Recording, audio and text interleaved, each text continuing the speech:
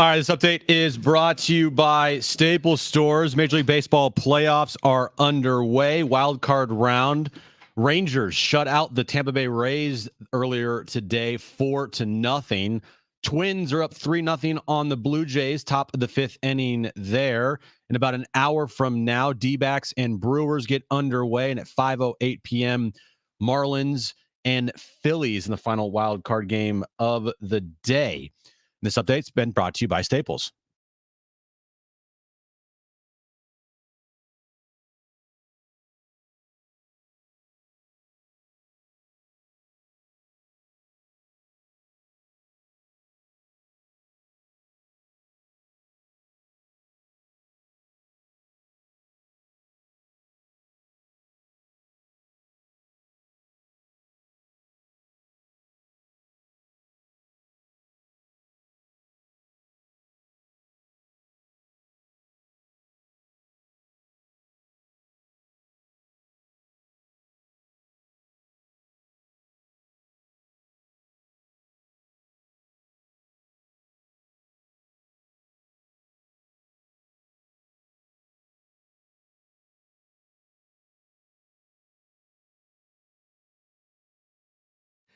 All right, San Diego and Southern California, what's going on? It is hour one of Jon and Jim, friend of the show, Alan Sliwa, Padres fan. He will swing by at 4 p.m. We'll talk about the Padres. We'll talk about Lakers Media Day. We'll talk some NFL with Alan Sliwa coming up in about an hour.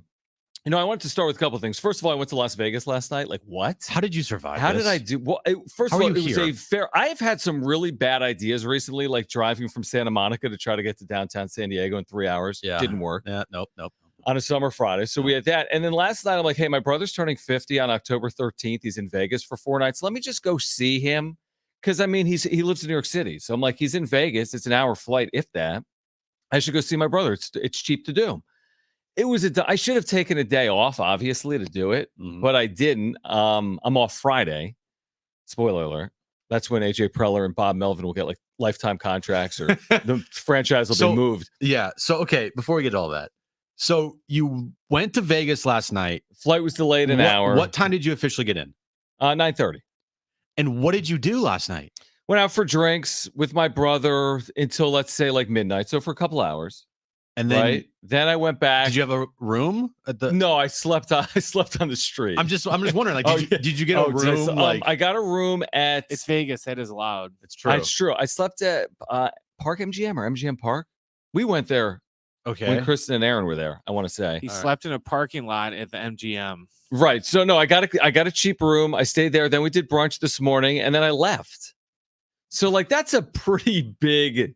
Yeah, that's a lot. Right. You Uber from work. You go. I don't know if I would do that. I don't know if I would do that. If I had to do it over again, it was great to see my brother because he's turning 50. But if I had to do over again, I don't know if I would have done it. Well, at least you're here. You didn't like miss a flight. I was freaking out. And what time did you leave this afternoon? I left like 11:45. Oh, that is got here 12:45. I was that flight was delayed. And it was Spirit, man. Oh, Spirit. The odds of that being delayed were about 84%. Very high. So very, very high. I'm glad you made it. I know you are, because otherwise you'd be doing the show solo right now. So okay, so there's that. And then I'm thinking about this. It was a beautiful day in Vegas. It's obviously spectacular today. Like, this is as good as it gets. 72 and sunny. Nice. Prototypical San Diego. And I'm thinking about how hollow it is, how empty it feels, Jim, that you got playoff baseball going on everywhere but here.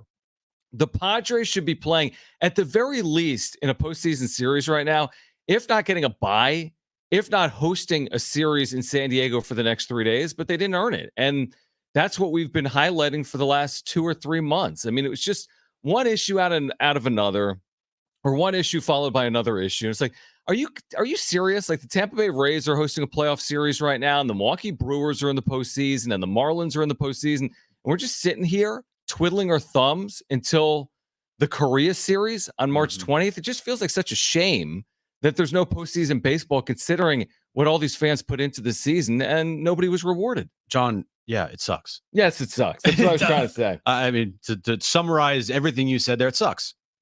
Because last year, this time, it was like, all right. So Mets, exciting. Padres, rotation. Do the Padres have a chance against a 100-win Mets team? Like, but the Mets choke. Right. So then you're like, okay, I think the way the Mets are playing, Padres have a chance here, and then they went into that series, and Trent Grisham was on fire, And Josh Bell hits hit that home run off of runs, Scherzer, and we're at fair play, and people are excited. and Joe Musgrove, the ear gate, and pitches a gem in Game 3. It's like last year the offseason went by so fast because of how deep the Padres got in the postseason. It's like San Diego State basketball for me. Like it went into April that I can't believe the season is back. But we're watching the Blue Jays and the Twins, and the Padres aren't part of this conversation. And now we got this long offseason, Jim. Very long. It's like the first week of October. Thankfully, they play in Korea March 20th. Otherwise, it would be an additional 10 days. But yeah, it's just frankly disappointing. And we've had the full range of emotions, right? You've been angry. You've been frustrated. You've been seeking answers. We're reading statements. At the end of the day, it's just, I don't know. It's kind of like you're sitting there twiddling your thumbs. Yeah, it's just sad. Like, all right, so now what do we do? Yeah, I'm not going to go punch a wall because that's not who I am. But it's like, it's just disappointing. And it's sad. And it's like, what are they going to do to make sure this doesn't happen again? And unfortunately, I don't have all the confidence in the world that everything's going to be fixed in 2024. I woke up for me early this morning. I woke up for me early yesterday morning because he was tweeting about it. It was probably like around 8 a.m. That's when. Yeah, what was that about? Luckily, they released that statement. Peter Seiler did. But I feel like the next couple days I can sleep in, John. I feel like the next couple days I could sleep in. I don't have any type of faith that this team is going to speak to its fans anytime soon. And it makes yesterday's statement by Peter Seiler, to me, it looks even worse. The longer that we go on here with nobody giving any clarification on if Melvin and Preller are returning or what these changes are going to be that Peter Seiler said yesterday that will be made, who's in the hierarchy structure of the Padres that Peter alluded to that has his full confidence. It makes yesterday's blanket statement from Peter, to me, a little worse. The longer we go on here. And if they don't talk on Friday and they push this thing in the next week, whenever we have another off day, which would probably, I think, be a Monday, right? Because they're not going to say anything over the weekend because they're going to have playoff games over the weekend. Well, there's not going to be an off day Monday either. As you go back and forth between the American League and the National League, I don't think there's an off day on Monday. Is there? There's a universal off day on Monday next week? So we have a universal off day on Friday. And then there's a universal off day on Monday? And the next universal off day is when those series are over. I mean, these are all if necessaries, right? But the only day we know of in the next week that there will not be any games on, there's no scheduled games, there's no if necessary games, is this Friday. But are you confident based on that statement that we're beginning our critique today? They have it all figured out same week? And what are they even figuring out? We don't have any clue. Like, are they figuring out AJ Preller's contract status or if Bob Melvin wants to be back? Like, I don't think, and I might be wrong. The more I think about it and the more I read that statement, which you can parse over as we did yesterday, it doesn't scream to me, hey, join us Friday for the big press conference. Maybe there is a press conference. You have to speak. Mm-hmm. So are they going to speak on Friday, even if they don't make changes? And by the way, I don't think it's a guarantee. I think you could go the entire postseason without any real change. Or maybe they're thinking, hey, we don't have to speak because we're not making any changes. Like, why do we have to speak? Peter released a statement yesterday saying that this season we fell short of our goal. So we're going to go back to the drawing board and we're going to be back to World Series contention next year. But don't you have to? Last year they lose in the National League Championship Series. There was a press conference. Don't you have to wrap every season? Don't you have to be held accountable to the media for what? Let's summarize 2023. Are you kidding me, John? And let's move to 20. Well, they've done it every year. Has there ever been a season since I've been here? I don't remember any season where they didn't have a press conference at the end of the year. No, they did. Yeah. So there'll be one. I'm just saying, if you think that they feel like they have to have this press conference, they don't have. I mean, I think they feel it because they sent out a statement at 8 a.m. Monday saying, "Hey, we're working on things." Well, that was Peter. It is a weird time right now for the Padres. It really is, because that's the only thing that matters right now. That's the only in Padres land, right? The only thing that matters at this very moment is what's happening with Bob, in what's happening with AJ. Anything else that you talk about, it means absolutely nothing. I don't want to hear anybody talking about Juan Soto and if he can get traded. Like, that doesn't matter right now. Nobody cares about Blake Snell anymore. He's not returning. Congratulations, you won the Cy Young, but nobody cares. All right. Nobody cares because he's not coming back. Nobody cares about any other roster decisions that need to be made with this team, rotation wise, closer, bench. Like, it doesn't matter. None of that matters. The only thing that matters at this point in time, until we hear them speak again, is what is the decision on Bob Melvin and AJ Preller. And as soon as we have those decisions made, then we can start talking about the future of this team on the field and roster construction and Juan Soto's future and how are they going to, fill Blake Snell's hole in this rotation and bench pieces and the stupidity of asking Xander Bogaerts to switch positions after 1 year and the health of Manny. Like that's when we can start talking about that. But until then, like, look, if you're out there talking about, hey, could Blake Snell come back and could he be pitching here? Shut up. It doesn't matter. Bob Melvin and AJ Preller. That's what matters. Well, if that's what matters to you, Jim, you might have a long, frustrating, angry offseason. Week? Offseason. Oh, why? Because you may not get any of the change that you were hoping to get. No, none of it at all. Oh, no. I'm not saying here. You just want clarification? Well, I'm reading the statement. I'm reading the statement. Our current leadership team continues to have my full support. Okay. So, I mean, they could absolutely argue in a day, a week, a month. We put out our statement. What are you talking about? Well, I put that they've got my full support. We're moving on. And that could absolutely happen. You're 100% right. We all know, for me, what I think of this organization and how they desperately need to move off of AJ Preller. Right. If that doesn't happen, it's not like I'm going to sit here and we're not going to watch the games and we're not going to cover the team and we're not going to talk about roster construction because of course we're going to talk about the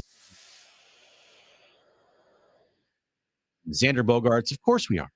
Will I have any faith that AJ Preller will, if he returns, will make the right moves? No, I don't. But that doesn't mean if they don't do what I think they should do, I'm just going to be like, I'm not talking anymore about this team. But what are you waiting for? You know what I'm saying? Because they can now argue, because that might be, let's just say, to your point, okay, they don't need a press conference. They don't need to be held accountable. Or they hold a press conference and they say, yeah, the leadership team is back and AJ Preller is part of it. Well, that point, then, so at what point are we willing to just say, and it's probably not now, I agree with you, because maybe we need more clarification and the statement created more questions than provided answers. But like, at what point, once they say AJ Preller is part of the leadership team and he's back, well, yeah, you move on. Then we start talking about Juan Soto, to your point. Right. But my point is this, that maybe they've already said it. But you just said they have to talk.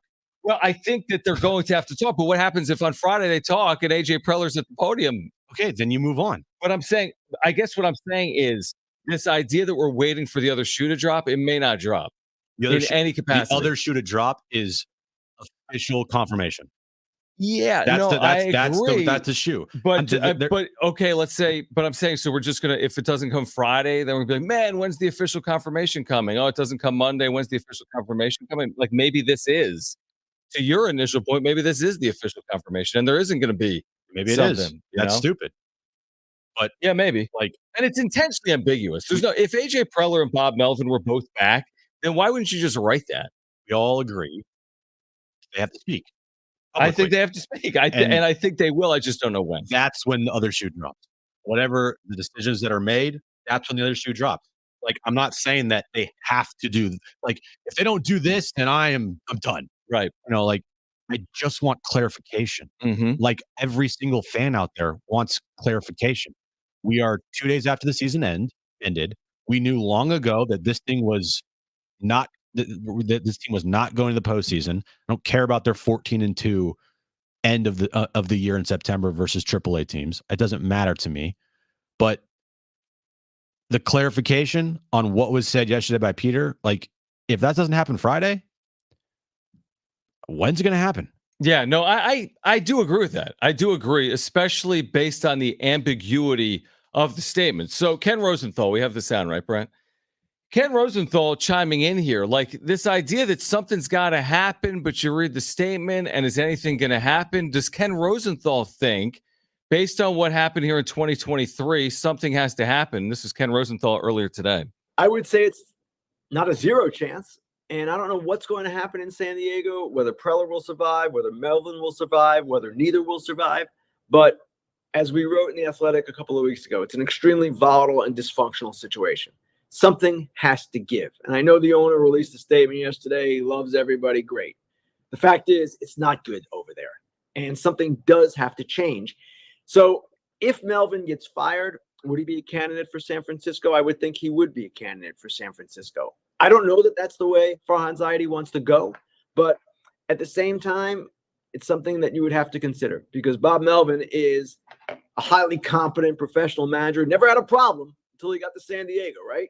So I don't know that it will happen. I don't know that Melvin, like Buck Showalter, wants to keep going. Buck Showalter has said, yes, I want to keep going. I don't know that Melvin will feel the same way after this experience. Maybe he will, maybe he won't.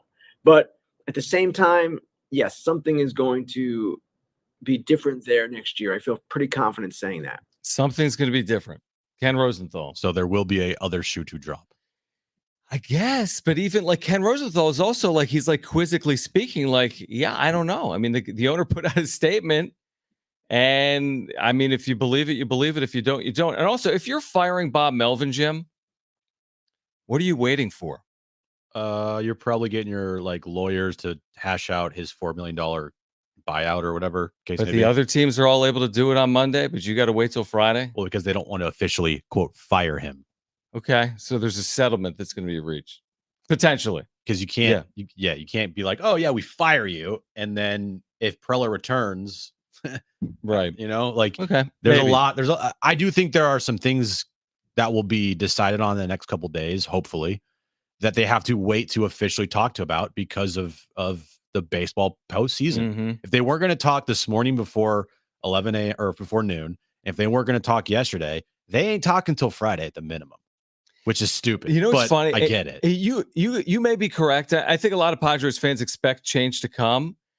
I don't know. I'm not really feeling it based on the statement that was put out.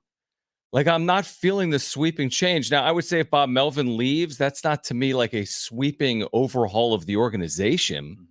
I don't think it's a good look. I don't think it's a good look at all if Bob Melvin leaves and AJ Preller stays and then hires another manager, but I don't know. Like, I feel like a lot of people are waiting for like the ground to shift beneath us here in San Diego. And I'm like, is it going to happen? I don't know. I'm not overly convinced of it. Peter Seidler, his stability quotes to Kevin Acee, this statement on Monday morning, you know, I'm not overly convinced that there's going to be this earth shattering move with this organization. I could be dead wrong. I'm just going off like my immediate hunch right now. Ken Rosenthal thinks things are going to change. A lot of people think things are going to change. It doesn't seem like there's any easy change here. Preller's under contract for 3 years. Melvin's under contract right now. But it's not about this easy change that you're talking about. It's about what they're doing right now is not working. So when that happens, you have to make a change. And they're not easy. They're not easy changes. It's not like you just plug and play president of baseball operations with ex-president of baseball operations and everything is fine. Mm-hmm. Things will be difficult, but that's the point of this whole thing. When a business is not doing its job and not running correctly, you make changes. They're always going to be hard changes. So the idea of like, well, these easy fixes, of course there's not going to be easy fix. There never is easy fixes with anything. You know why? It's because everything went horribly wrong this year. And if everything went right, they wouldn't be talking about changes. So when things go wrong, changes usually have to be made. And especially with this organization, for how long have given Preller opportunity after opportunity after opportunity, just even furthers the point of there has to be a change. Not because you know, like, oh, well, it's going to be, it's not easy. Like, of course it's not. It's not going to be easy. Nothing is.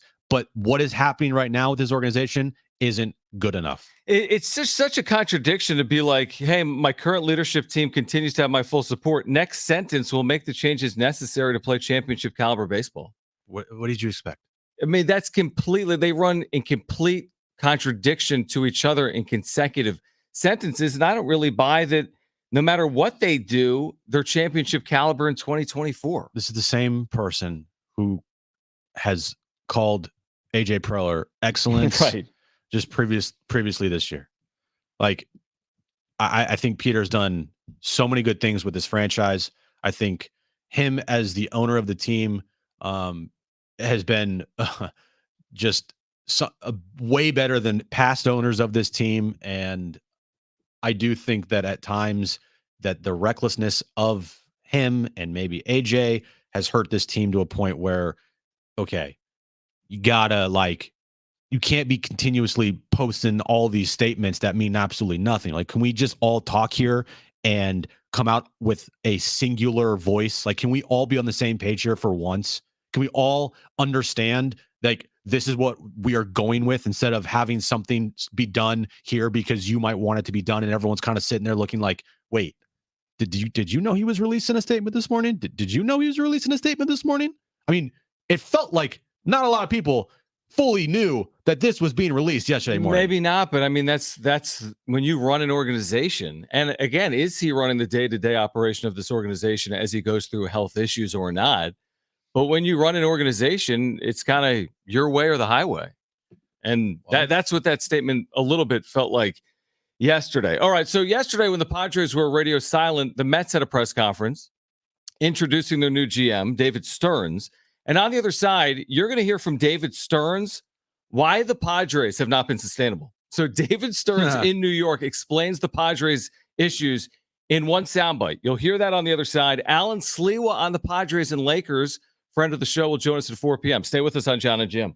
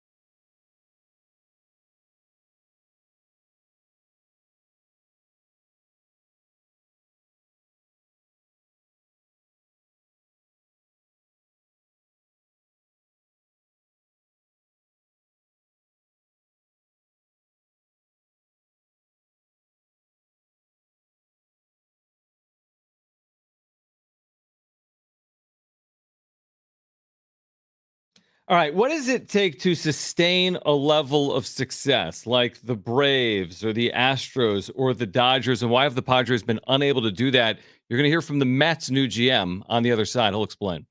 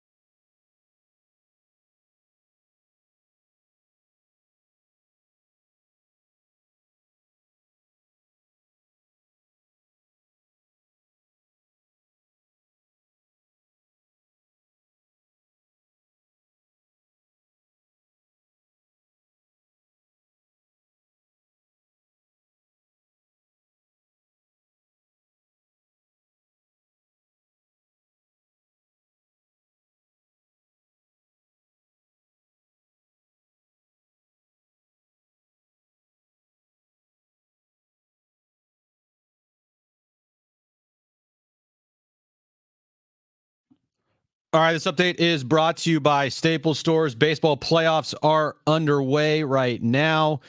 One game is in the books is the Texas Rangers. They shut out the Tampa Bay Rays today 4-0. Minnesota Twins and the Blue Jays, game one of their series. Blue Jays just got on the board there, but they still trail 3-1 in the, what inning is it there? Sixth. The sixth inning. Later tonight, we have D-backs and Brewers and Marlins and Phillies. And this update's been brought to you by Staples.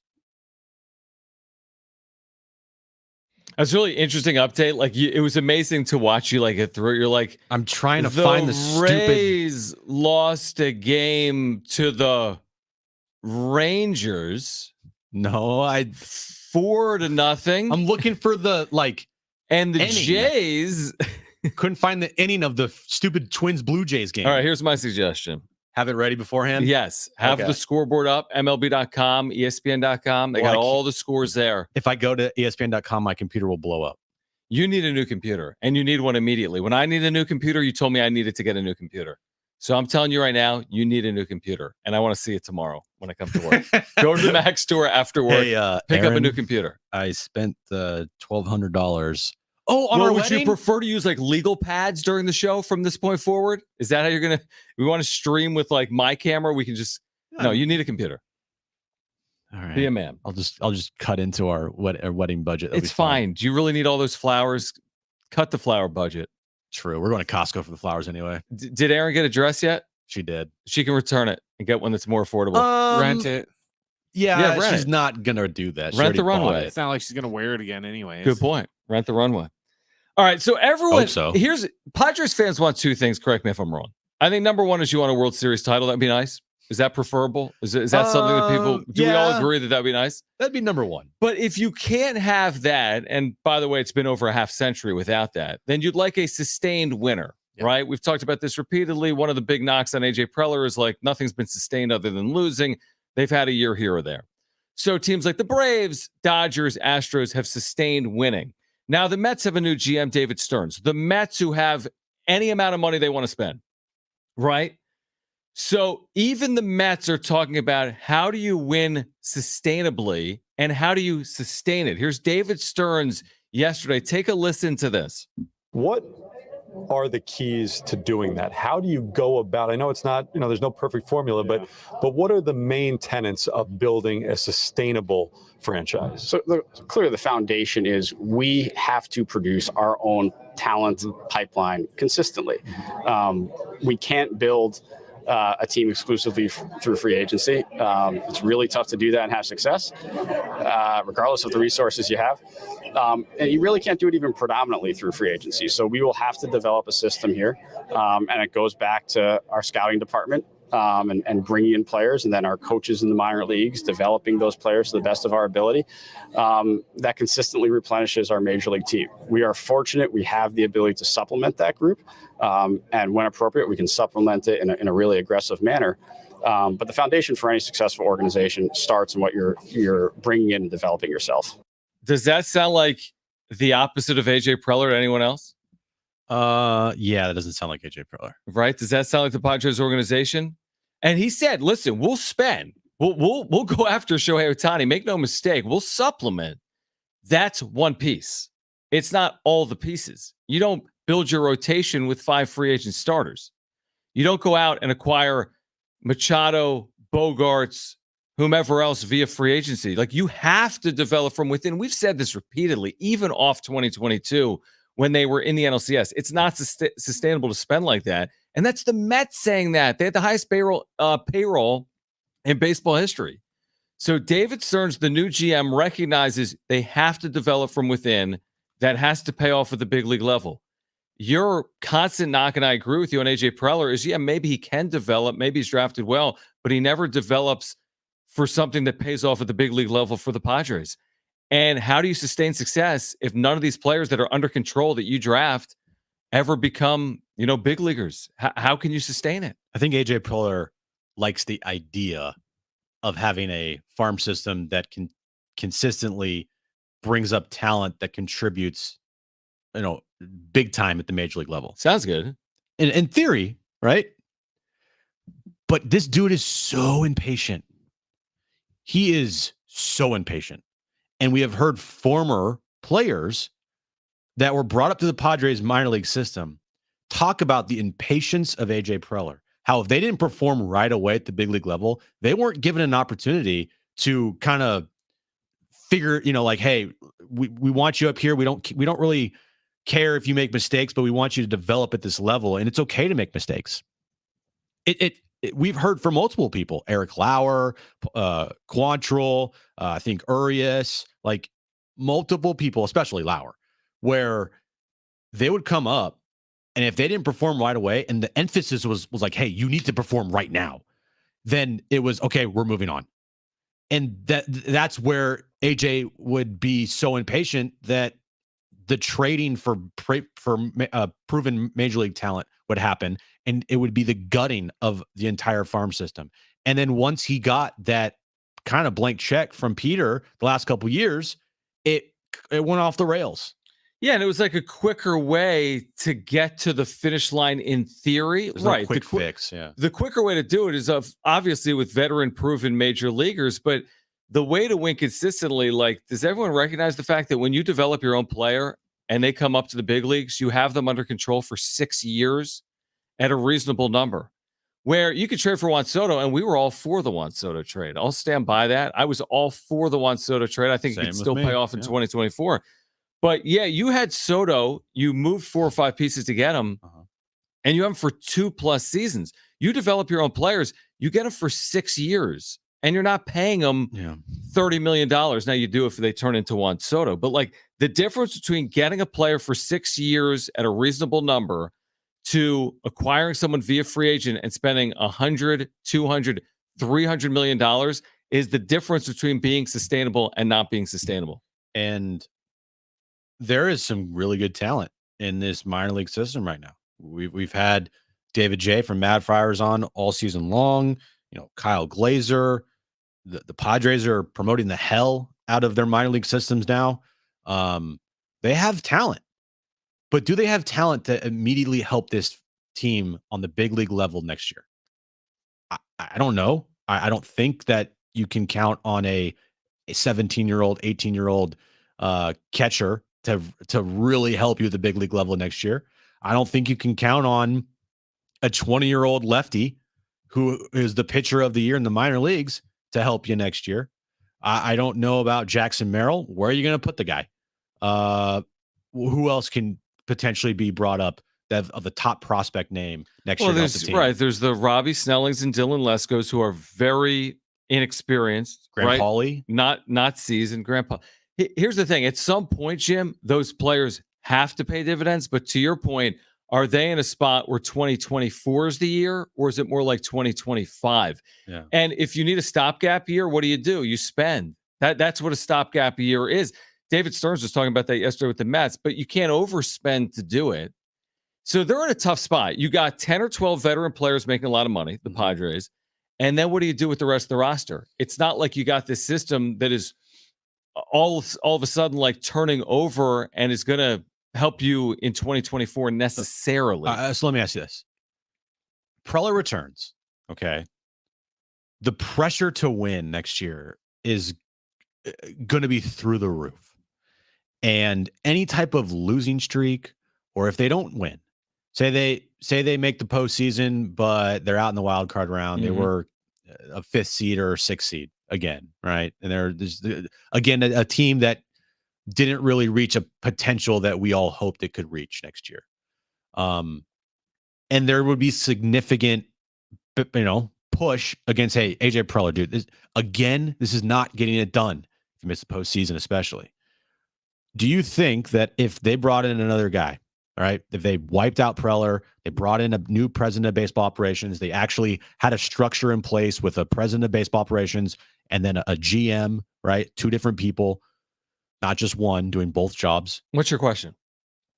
Would the pressure be the same or not? If they brought in new pieces? Like, would you allow them to, like, okay, we want to win next year, but if you don't, then we can kind of wait it out and see the vision. There's way less pressure anytime you bring in a new regime. Yeah. I mean, there might be expectations from the fans, unless it's New York City. Mets fans want to compete next year because it's New York City, but they don't even have to compete next year because they have a brand new general manager. If you make a change in your front office and the leadership at the top of it, you're buying yourself a year. Padres fans may not like that in 2024. If you keep Preller, to your point, you got to win immediately. If you make a change, I think you've bought yourself a year. Now, I say that you got Machado, Bogart, Soto in their primes, but Still I won't do be think like good if they lose. But I think from the GM's perspective, he's as safe as can be, no matter what happens. Obviously, in year one, and president of baseball operations, if they hire 2 people. Correct. Let's quickly get to Matt, who wants to weigh in. Matt, you're on with Jon and Jim, and thanks for calling in. Hi, guys. Hey, Matt. What up? So the problem is that they have to re-sign Soto. You cannot give up the farm system that they gave for 2 years of Soto and not re-sign him. Mm-hmm. But in doing so, you are going to cripple your ability to re-sign any pitching. Whereas if they had kept, and look, I love the trade for Soto, but you gave up Gore, Adams, Hassel, and I forget who the 4th was. James Wood. Right? So, right. I mean, there's guys that could be helping you right now that cost nothing. And then when you top that off with giving Cronenworth the deal that Cronenworth got, they have no money for pitching, and you've got 3 spots to fill next year. Yeah, thank you. 100%, Matt. You're sitting at the poker table. You're not thinking about your next hand. I have to win this hand. It's the only choice. I'm putting all my resources into this hand. If I don't win it, I haven't thought about how I'm going to pay my mortgage. Yeah. That's how I looked at it. My question with Soto is, who would be potentially dealing with his future this offseason? That's the question that I want to know first before I start talking about is Juan Soto going to be traded or not? Okay. All right. On the other side, LeBron is now a handicapper. Okay. NFL predictions from LeBron James. Probably not the best idea. Plus, San Diego State has released its TV schedule for men's basketball coming up next month, beginning November 6th. We'll share that with you on the other side. Alan Sliwa, ESPN LA. Lakers Media Day was yesterday. His thoughts on the Padres as a lifelong San Diegan and Padres fan. He'll join us at 4 p.m. It's Jon and Jim.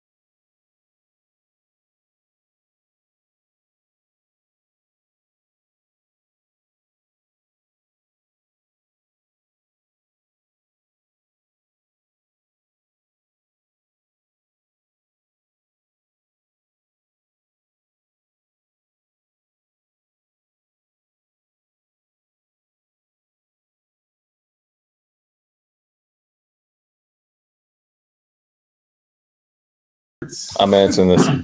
JD Gaucho, what's going on, man? Appreciate the super, guys. If you're here, we answer all super chats at our commercial break. So thank you for your support of the channel. If you're here, please subscribe as well. JD Gaucho, always appreciate it, man. He says, great point by the Mets GM.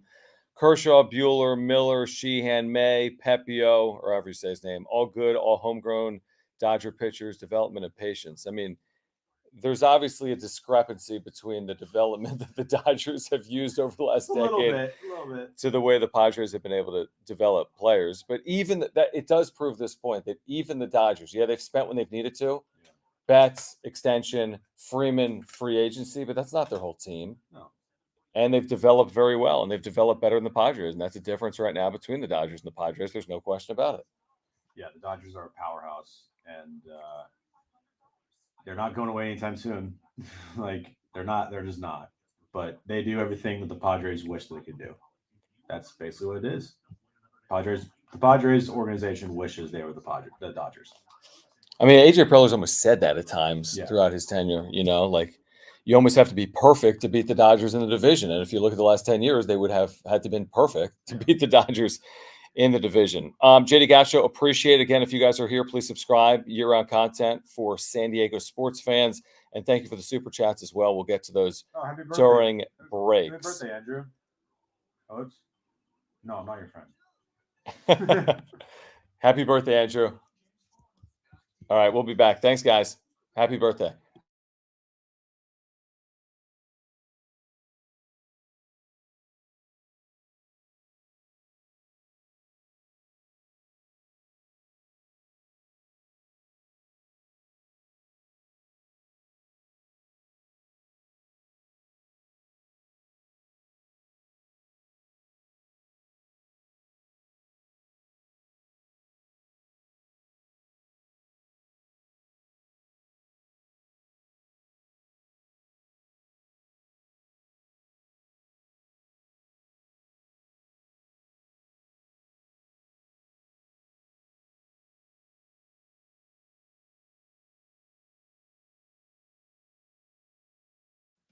All right, LeBron, good basketball player, not as good of an NFL handicapper. You'll hear from him on the other side. Plus, Alan Slewa will join us at 4 p.m.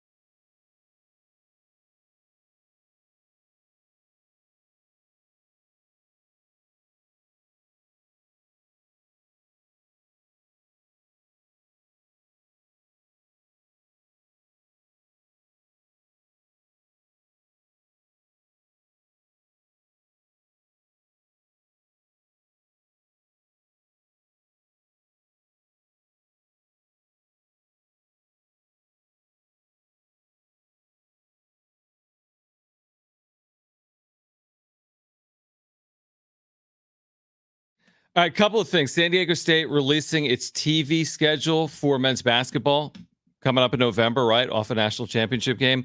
They've got 4 games on either CBS or Fox. That's the school record. That's the most ever for a Mountain West program in the 25-year history of the league.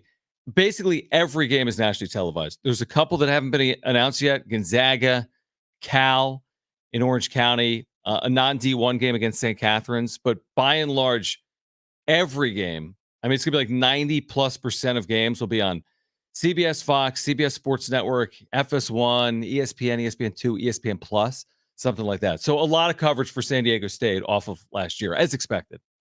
Yeah. Turn your mic on. Good. Love that. Yeah, me too. I know you do, John. Good breakdown. What do you want me to say? Here's another thing. So ESPN and ABC have the rights to the baseball wildcard round, right? We're watching these games on ABC and ESPN. So ESPN had live programming today from 8 a.m. to 2 p.m. I saw that. Eastern. And during that 6-hour block, they did 2 promos for the wildcard round and never discussed Major League Baseball for that 6-hour block of time other than those 2 promos. No opinions, no commentary, no news, no hits. 2 promos over a 6-hour block of time. You want to know why? They spent 6 hours talking about the NFL. Well, yeah. But they literally spent hundreds of millions of dollars for the baseball rights. Which is, I mean, It's if you crazy. spend that much money, you should be talking baseball. But Yeah, this They isn't like $2 million. they also care about ratings during those live shows. They'll get the ratings from the baseball games when the games are on. But you would think you'd want to enhance them. They talk about college football all week. They talk about the NFL all week. They It talk doesn't about the resonate, NBA man. before the NBA games. It doesn't resonate. I don't think if you Isn't that an indictment on baseball, I guess? Well, that's 6 hours on the day the playoffs start and you got Yeah. no commentary? no, it is. Rob Manfred does not know how to make baseball, and I don't know if anybody does, truly, into a national sport. It is such a regional sport. It's ridiculous. Right. Like Twins Blue Jays right now is being watched primarily in Minneapolis and Toronto. Like we could in San Diego have a segment today on our show talking about the best teams in the NFL, and we would talk about a team in San Francisco, a team Right, in Philadelphia, Dallas, and a team yeah. in Buffalo Sure. and Dallas. They're not in Dallas talking about having segments of who's the best teams in baseball and talking about the team in LA, a team in Atlanta, and then a team in wherever else, right? In Tampa. But it's a good, like, there's no storyline. Like, None, there's nothing. Like, there are a million NFL storylines. Yeah. Oh, this head coach, Brian Dable, had to say this after another embarrassing loss. It's all they care about, right? I know. The commentary. But there's literally 0 storylines, according to ESPN, on the Major League Baseball playoffs heading into 2023. And I kind of understand. Like, yeah what are your storylines that are so, I don't know, that have to be discussed right now heading into the wild card? And when you have Stephen A. Smith doing like 50 hours of like broadcasting a week and you ask him to talk baseball, it's not going to be pretty. He would do it occasionally with Ohtani, but the Angels are out and Ohtani's out, and that's basically their baseball coverage. And he said something about Ohtani earlier this year that everyone like pushed back because he didn't watch the game. Right. It made no sense, but it's still better than nothing potentially. All right. LeBron James, speaking of not talking about Major League Baseball other than the Padres, LeBron James was on Instagram Live this past weekend, and for whatever reason, he's handicapping games, specifically his Browns. Dude, this is what he had to say about the Browns game. Now, remember, the Browns would go on to lose, what, 28-3, 28-0? 28 to 28-3. 28-3 to the Ravens. Okay, so they lose 28-3. This is LeBron James on his Browns before the game. Wasn't able to practice or throw this whole week, and obviously, I can't wait to see you back on the field. But with that said, obviously, it's always difficult starting a rookie quarterback. He played extremely well, obviously. Dorian Thompson played extremely well in preseason. Obviously, we know it's all preseason, but the reps is reps, and he looked really good. But Baltimore is always going to be a tough defense. Anytime you staring, at Roquan Smith, Patrick Queen, and the rest of those guys defensively. But also, you got to stay with our defense too. And we know we got the #1 defense in the league right now. holding teams under all the averages, points per game, rushes per game, passing yards per game. We getting off the field on third downs. Myles Garrett is probably at the top along with TJ Watt as far as defensive player of the year right now as it stands through 4 games. So I got to go. And of course I'm going to go with my Cleveland Browns to win that game. Yeah, he was just a little off there. What was the deal with the full breakdown?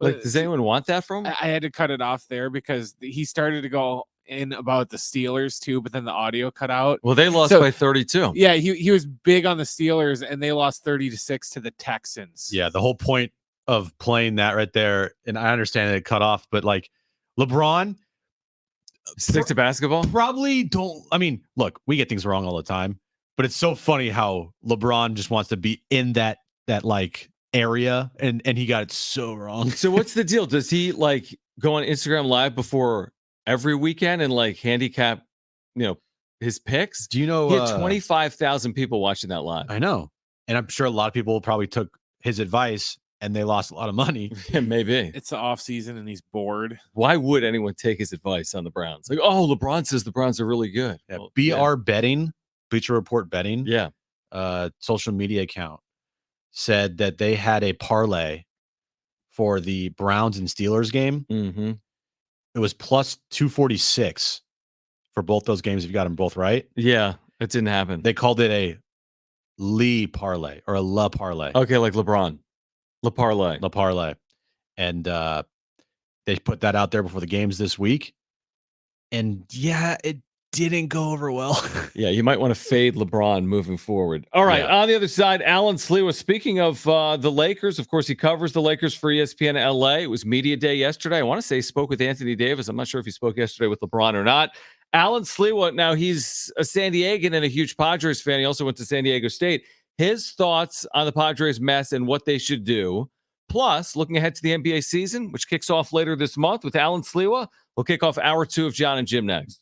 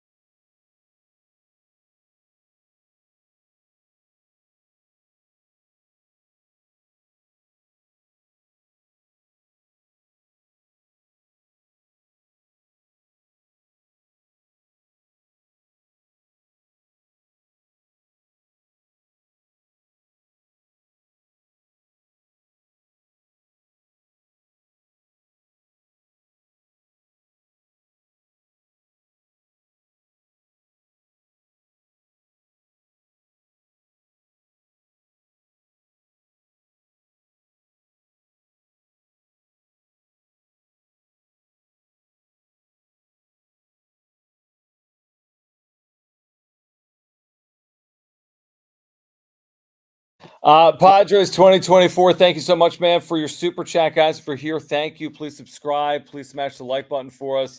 Thank you for the super chats. Great way to support the channel. We'll get to every single super today during our commercial breaks. Padres 2024. Jim wants to know, do we think Seidler will be firm with AJ and retain him and Bob with a segregation of duties? If Seidler wants to win, he has to let the manager manage. All right, so AJ, here are your rules. Bob, here are your rules. You guys stay away from each other. You each do your jobs. Is that going to work for the Padres in 2024? No. Probably not. That would be very bad if that happened. You can't. That's why I don't believe that this will ever be able to work, because you can't make special rules for people. That's just stupid.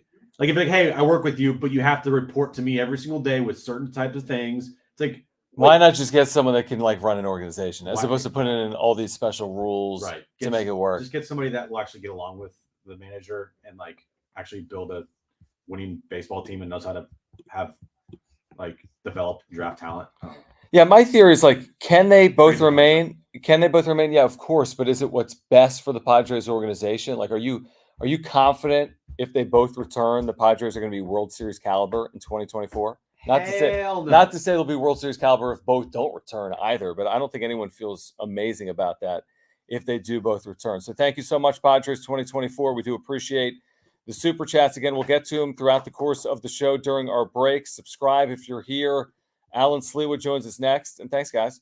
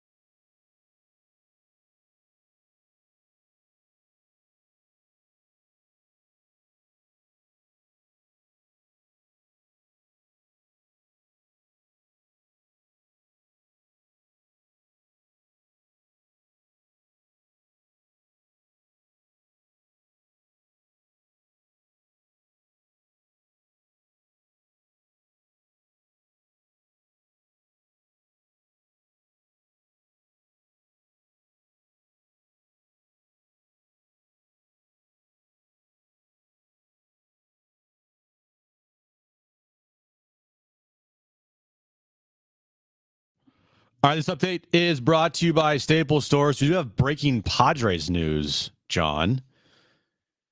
According to Hector Gomez, Manny Machado has had successful elbow surgery today to repair his elbow. The timetable is not yet known on when he'll return. That's good news. Yes, it is. Moving over to the baseball playoffs, Rangers shut out the Rays today 4-0 to take a 1-0 series lead there in a best of 3. Right now, the Twins lead the Blue Jays 3-1 in the bottom of the 8th inning there. D-backs and Brewers are underway in about 10 minutes from now in Milwaukee. And in about an hour from now, the Marlins and Phillies will get underway in their game 1 of the wild card round. And this update has been brought to you by Staples.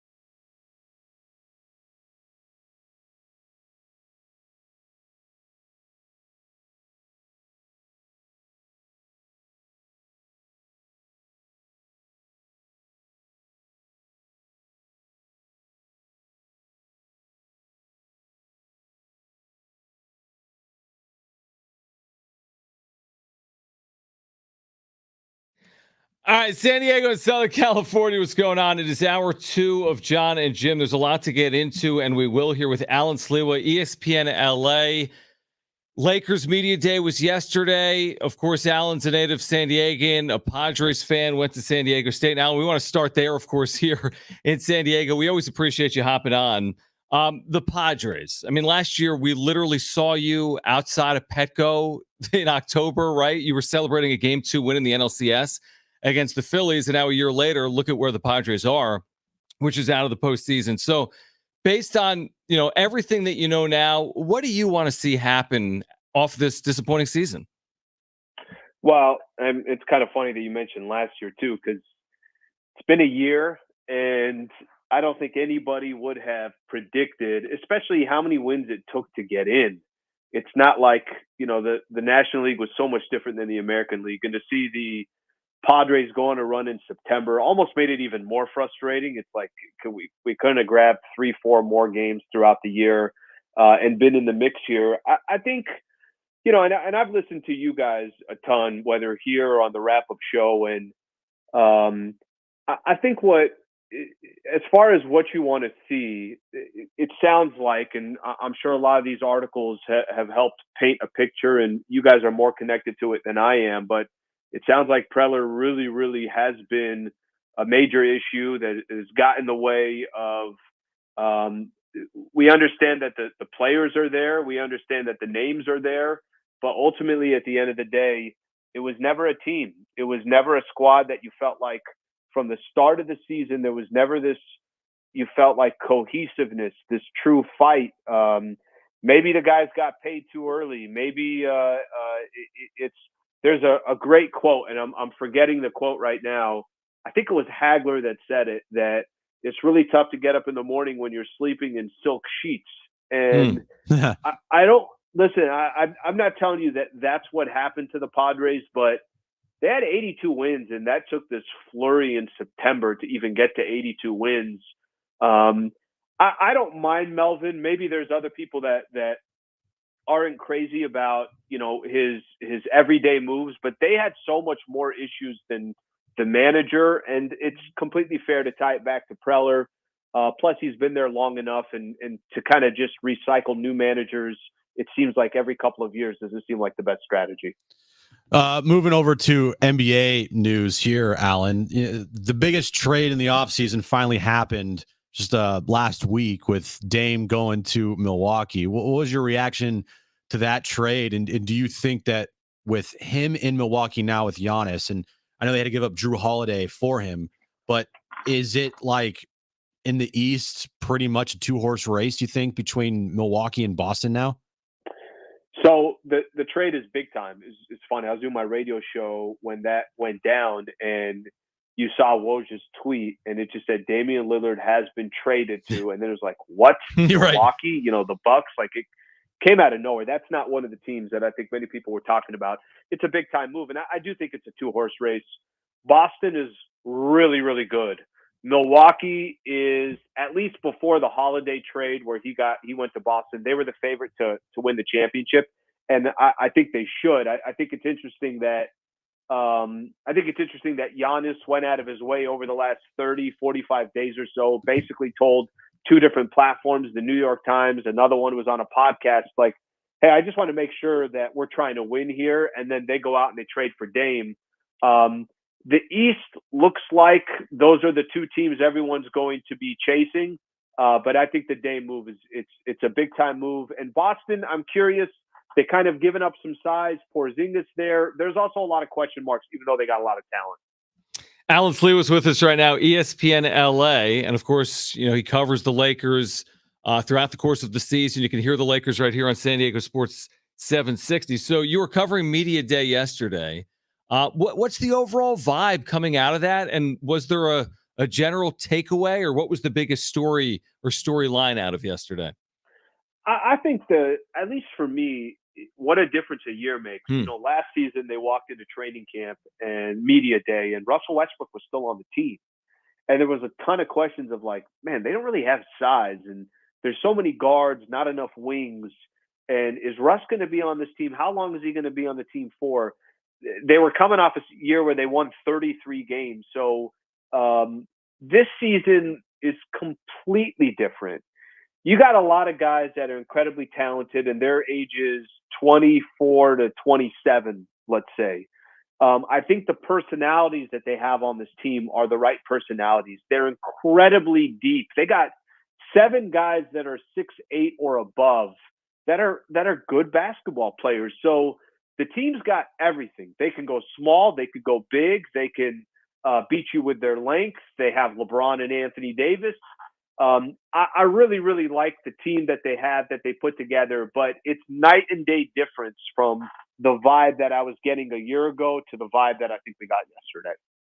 Where do you think they sit as far as the hierarchy in the West? Do you think they're a top 4 team in the West right now, or not? I think everyone's going to chase Denver, and I think Denver lost some of their depth, but you know what? They're the defending champs, so until you take them out, I think Phoenix has a ton of talent. Now, is it all going to mesh and work together? We'll have to wait and see. But Bradley Beal, Kevin Durant, Devin Booker.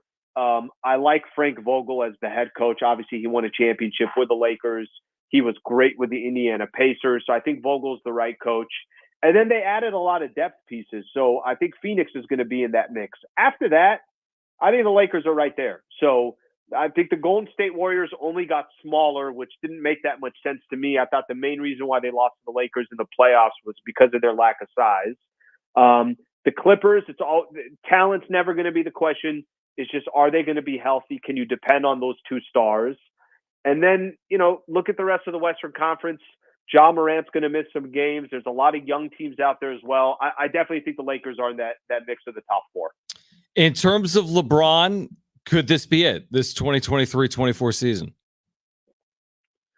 He's had some interesting quotes. You guys remember when the Lakers were eliminated, they get swept by Denver, and he comes out and says, I'm not sure about my future. And then he talked a little bit about it yesterday that when he started kind of feeling better about, coming back and I'm going to continue to play, part of it had to do with his youngest son, Bryce, in an AAU. I think he was coaching him in some AAU stuff. And I guess he was just, the joy of playing basketball was coming back to him. I think Bron's going to be around. And I'm not telling you that he's going to be around for 5 years, but I think the chances of him being done after this season, I'm going to hesitate on that one. He's still putting up crazy numbers. I wouldn't be surprised that in a couple years that he's still playing. Now, whether he's playing for the Lakers or not, I have no idea. But maybe he gets an opportunity to play with his son, Bronny. Bronny obviously had the issue this offseason, or before SC starts. So we'll see how his health is, but supposedly his health, he's doing good. I don't think it's the end for Bron, and I think it's just because he's still so productive, even though he's about to start his 21st season.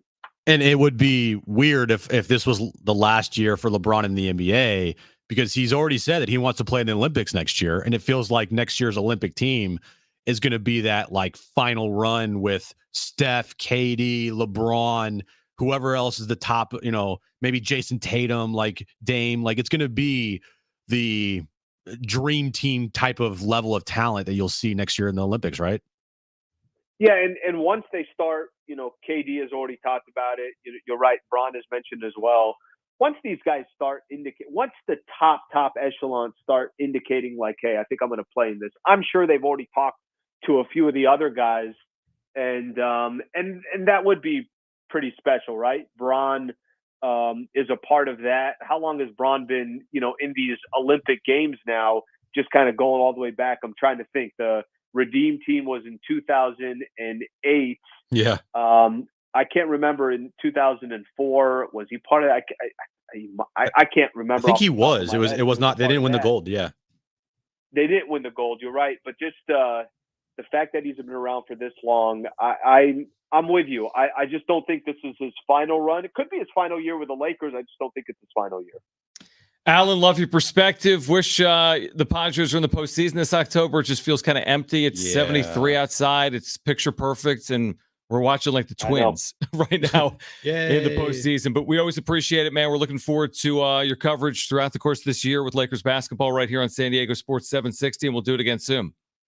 Thanks, fellas. I appreciate it. All right. Alan Sliwa here with us on Jon and Jim. Now, Jim just talked about at the break or during his update, Manny Machado has undergone successful surgery on his elbow per Hector Gomez. Mm-hmm. So assuming the accuracy of that, and there's no reason to think it's not. Right. This comes just 2 days after the completion of the regular season. He last played Friday. Mm-hmm. Padres are eliminated, I want to say then officially. That was after Friday? Yeah, he didn't play another game. He didn't have another at bat. So, that's pretty quick. And they had said that, listen, he's going to try to play this thing out. And he had said, I think he was quoted saying it's a 5 to 7 month recovery.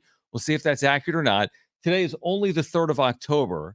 You have 6 months, Jim. I mean, October, November, December, January, February. We'll see about March. They do play 2 regular season games in Korea, March 20th and 21st. We don't know about his ability to field his position in March or April. But it is hard for me to bet against Manny Machado recovering from in injury. Now we'll see. He's got to be, it's got to have been done correctly, but he's got 6 months. My guess is Manny Machado starts the year as your DH. That's my guess today, without knowing anything beyond he had successful surgery. So best case, obviously 6 months from now is March 3rd. No, that's incorrect. That would be 5 months. Sorry, I meant 5 months. My bad. Yep. 5 months, because with the 5 to 7 month timetable. So Okay. 5 months from now, March 3rd. So that's way in front of the season. And the first game is the 20th in Korea. And if we're looking at, that's the best case scenario, 5 months. Yeah, that's what he said. Worst case scenario, May 3rd. 7 months. So I think it's pretty safe to say somewhere between there. Like, so even in 6 months. Year, I just don't want this to potentially get into the season for more than a couple of weeks, if that happens. Like where he maybe misses some time, but you're right. I don't think he will miss too much time because of the DH. But this is actually a reason why. Remember, we were talking about earlier in the week, hey, Bogarts might move off position at some point. I'm not getting younger. They haven't come to me yet. I'm not moving Bogarts off short now if I have Manny DHing. Because why would I put Bogarts at first? Yeah. I need Kim at third. Who's playing? Like, no. Bogarts starts my year at short. Kim starts my year at third until Manny's healthy. Yeah. And then Kim goes back over to second, right? As opposed to moving everyone around. Bogart, this is the year to put Bogarts at first and move Kim to third for it. I don't know. To me, that's too many moving parts. And the players they have on this roster now, I thought Matthew Batten played fairly well in the final month of the season.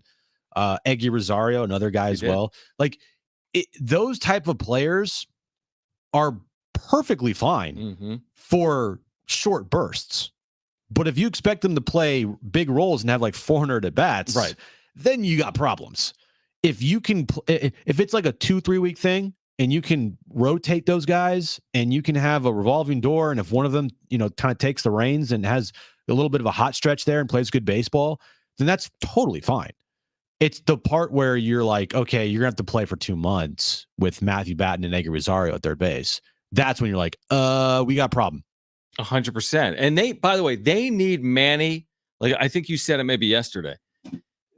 He plays, but he plays hurt. That's a problem. I feel like hopefully this is what's necessary to get him close enough to full health for 2024, where he's actually playing to his ability. I know it's not an excuse, and I know he doesn't make it either, but we need more production out of Manny Machado in 2024. Yeah. We being San Diegans, not the Padres. But I mean, they do. You need to see more production out of Manny Machado in 2024. I don't know if that's going to happen with him missing some time in the field to start the year, and if we'll be 100% off the elbow. But again, I was pleased to see Tatis get the surgeries. I think he's better off for them, even if it takes a little bit of extra time. I think Manny Machado clearly had to do this. I just hope he's close to 100% when we see him next. I feel the same way. I can deal with him missing potentially a couple of weeks. Now, it's not the ideal situation. It is still frustrating because this fake run kind of gave everybody this false hope and didn't allow Manny Machado to truly shut it down to get the surgery. You're right. He could have shut this down 5 weeks ago, and 6 weeks we ago. wouldn't have to worry about this. But because they had this little fake stretch here at the end of the season, it complicated things because Manny's not going to shut it down. No one's going to tell him otherwise. No one's going to go up to him and be like, hey, if the timetable is what the timetable is and you want to be back the start of the season playing potentially third base in the field and not just a DH, right? And be fully healthy, you got to get the surgery now. No one in this organization can do that. I agree. There's nobody that can do that in this organization. Manny decided that he was going to play, and he had a couple of moments, but overall it was like, it didn't really help the team that much. And it was really for naught. And it's kind of like whether it was helping the team or not, the team had nowhere to go. They literally needed a 16-0 finish and help to get into the postseason. They could have gone 16-0, as we said yesterday, and missed out. Yeah. That's how dire it was. Because the Marlins would have had to play yesterday. And they had a lead in the 9th inning. So you're banking on the Marlins blowing a lead in the 9th inning and a 16-0 finish. Like, that's what they needed. Yeah. Hence the argument we made, which is like, dude, the odds are long. Very long. So I'm glad that the surgery happened so quickly. Now the question is going to be, When will Machado be fully healthy? How much time, if any, will he miss? And then when he does start the season, how long is he just going to be a DH if he can't be in the field? Those are all questions that are valid going into spring training. I just hope that if Manny's not a fully 100%, he doesn't force his way out in the field. Like, you got to be fully healthy. I rather have Machado fully healthy if it means, he's a DH for this team for the first month of the season, than if he tries to go back out there sooner to play in the field and he's not fully ready. I'm going to credit Manny Machado here. And again, I would have shut him down. I think it's better long term for Machado in the Padres. What do you have, a good September? His September, injured, clearly. He just had surgery 2 days after the season. 321, 361 on base, 531 slug, 891 OPS. He did. He had a good September. I get it. It wasn't meaningful because the Padres aren't in the postseason. But I know Manny Machado, and he had 26 hits in September. He's not passing down the opportunity to play during a season. He's not if he would have shut it down, now he's 30 hits worse away from 3,000. You know what I mean? He's going to need all of this, Jim. I'm telling you. 8 years from now, when he's at 2,700 hits, or 9 years from now, when he's at 2,900 hits, these are all going to matter. He's not a shoe-in for 3,000 hits. He's not a shoe-in for 500 home runs. You might say that's a stupid reason to play. He would say he's playing for more than that, but I'm telling you, he thinks by playing every single day, he's getting closer to those numbers. He's probably right, so even if it's not better for the team. So I guess I'm an idiot. Yeah, because you said he was doing nothing in September. No, I didn't say he was doing nothing. I just said he wasn't helping the team. No, I mean, but at the end of the day, they're out. And you could still argue that if he didn't play in September, they'd be better off because he'd be a month closer to returning. Just because I say he's not helping the team doesn't mean just for this year. I meant in the future. Right. He wasn't helping the team by continuing to play hurt and putting off this surgery to push it into next year. And I agree with that. That's how I meant it, even though I didn't think he had those good of numbers in September. He finished his last 2 weeks were really good, or his last 10 days were really good. All I know is I remember thinking in September, well, when's he going to get the surgery? Because if they wait until the end of the season and then he has to see multiple doctors, but to get it 2 days later, I think is encouraging. And just knowing the way Manny Machado pushes his body and deals with this type of stuff, I personally would be surprised. I'd be surprised if he wasn't available for the opener. Maybe not Korea, we'll see, but the opener at the end of March or the beginning of April. That he did have that what was it? Game 1 against the Cardinals when he flat out just won them that game. He had 2 home runs. Yes, I remember that. He dropped the LFGSD on the field. Correct. I think he had 2 go-ahead home runs in the same game. Right. In September when they were winning. I think I called Manny out the previous day. You did. We were ripping you for that. Of course. But you've always kind of spurred him on. Hey, whatever. I'll do it. I don't care. When Manny's not playing well, you'll call him out, and then all of a sudden, on a dime. Well, I was that after the article, I know for the first 4 or 5 games, he was doing nothing. And then he kind of had a little spurt at the end of the season to get him to that 30 home run mark, which again, these things matter to him. Yeah, to him, that was important. Yeah. And then shutting it down, the last couple of games because there's no point. But good that he got the surgery. For all the issues that are around Manny Machado, this team still needs Manny Machado. Have to. If he's going to be out there and he's going to be on this roster, they need him to perform at a high level. And they need him to perform at a high level when it matters the most, not at the end of the year against AAA teams when the team's out of it. No, at the end of the year in October, not the end of the year in September. When it matters. Yeah, absolutely. When it matters, he needs to be like the 2022 version. All right. On the other side, we're going to get to the wrap. Still ahead this hour, your chance to win a pair of tickets to see Avenged Sevenfold. That's Saturday night at the North Island Credit Union Amphitheater. We'll give those away during Trainwreck Radio. Tickets and info at Ticketmaster.com. Again, 2 free tickets to see Avenged Sevenfold. That's this Saturday night, North Island Credit Union Amphitheater. On the other side, we will get to the wrap. Still ahead, a chance to win those tickets. Stay with us on Jon and Jim.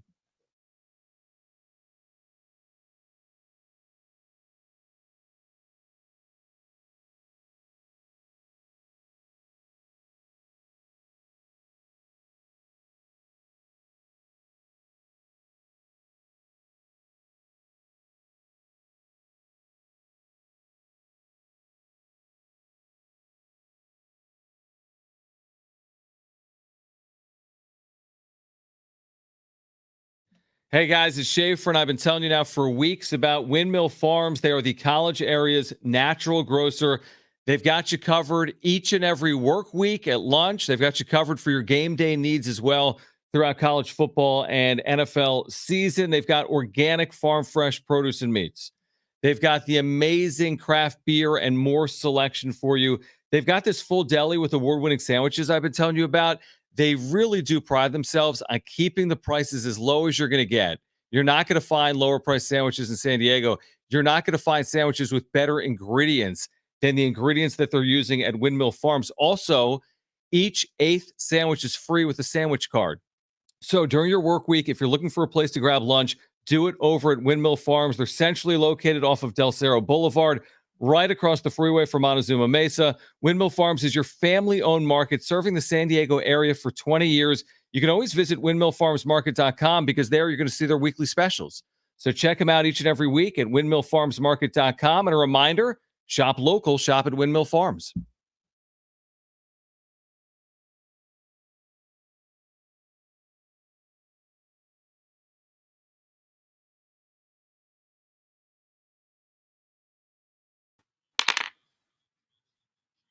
All right, where's this super here? Thank you, Padres 2024. We have it up. JD Gotcha. We'll get to JD Oh, Gotcha in a minute. my bad. We'll get that in a second. Thanks, man. Would you love to get a chance? Would love to get a chance to hear how past managers fared with AJ. At what point do you decide change is needed? The ROI on the money invested in players is failing. So what do you do as a business owner? Well, I can tell you that past managers did not fare well with AJ. Jace Tingler, you could say fared well, but that relationship didn't end well. We're Right. just gonna fire him.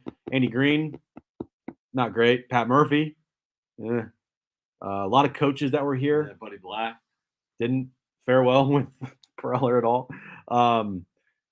Well, yeah. I mean, at what point do you make a change because you're not getting what you're not getting what you put in, which is right now. They're clearly not getting back what they're putting in right now. I mean, No. there's no question about it. I mean, they obviously have lost money. They need to get back into compliance with Major League Baseball, is what we've been reading. So if there's a time, as we've been advocating, the time is probably now. That's not to say it's going to happen, but if there is a time, it's off the disappointment of a season like this. Thanks for the super, buddy. Thanks, man. Appreciate it. JD Gaucho, thanks for the super chat. Said Well, NBA. Bucks rolling the dice. Portland made out well in the trade, also adding Ayton. Lakers A+ offseason, got younger, deeper, still have draft capital. Yeah, I like what Portland did. They did get Drew Holiday, but then they flipped him and they traded him. So they got like 3 first-rounders. They got Ayton. I forget who else they got. But they drafted Scoot Henderson to be Dame's replacement. So that frees a spot for him. They're not looking to win anything right now, but they did okay. They did nice. See how that goes. We'll see what the Lakers. I mean, can Anthony Davis stay healthy for a full season? How's LeBron in year 21. 35? Right. Yeah, we'll see. Everyone, Lakers did so great. We'll see. Warriors title to lose. Title to lose. I agree with that. Thanks, JD Gacho. Appreciate it. Talk to you guys in a moment.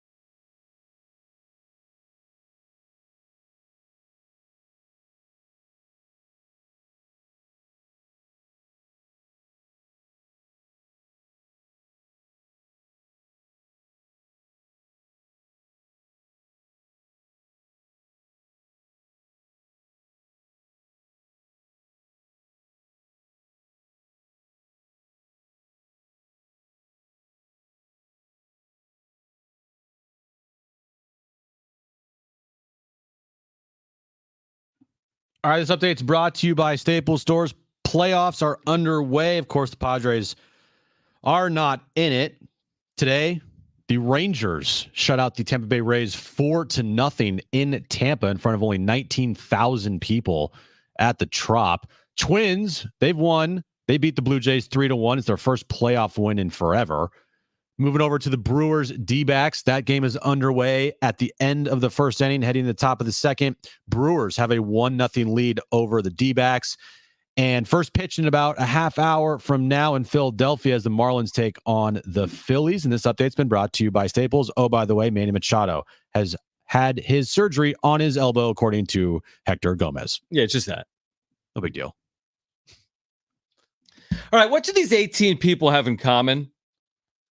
Zach Eflin, Christian Bethancourt, Manny Margot, Tommy Pham, Matt Bush, Austin Hedges, Travis Jankowski, Victor Caratini, Owen Miller, Colin Ray, Ryan Weathers, Josh Bell, Xavier Edwards, Emilio Pagan, Chris Paddock, Matt Strahm, Craig Kimbrell, Trey Turner. Can you find any common thread, Brent? What do you think? They all used to play for the Padres, and they're all in the playoffs. Ding. That's correct. You could have stopped at Zach Eflin, and I'd have been like former Padres, right, in the postseason right now. Pods or farmhands in the Padres organization. Yeah, 18 of them. 18 of them. That's on wild card rosters. I know. 18 on the 8 teams playing today. You missed a couple names there. I missed a couple names. Who did I miss? You missed Bruce Bochy, Skip Schumacher. They're not former players. No, but people involved in the Padres organization who are coaches or managers. Jace Tingler, who is now with the Twins. Yep. Rob Barajas, who's with the Marlins. That'd be a nice coaching staff. Bruce Bochy, Skip Schumacher, Rob Barajas, Jace Tingler. 2024. Those are the changes Siler was talking about. I love that. That's why they're waiting. They're waiting these for teams that. are still playing They're right gonna now. Scoop up every single former Padre employee and manager and coach and put them right back in the same dugout. Changes are coming. Changes are coming. If they're necessary, they're coming. Yeah. All right. Later this hour, your chance to win those tickets. We've been talking about tickets for this Saturday night to see Avenged Sevenfold, North Island Credit Union Amphitheater. Tickets and info at Ticketmaster.com. Right now, let's get to this.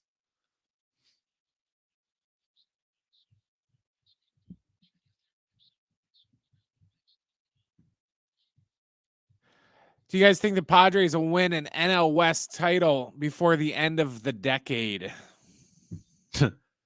No, I don't. Wow. They haven't gotten close to one in over a decade. So why do I think anything's going to change? Especially if AJ Preller returns. They're not even close to winning a division title, John. Well, they have 6 more tries. They're not even close. Let me remind you. The closest they've been was what? 7-8 games?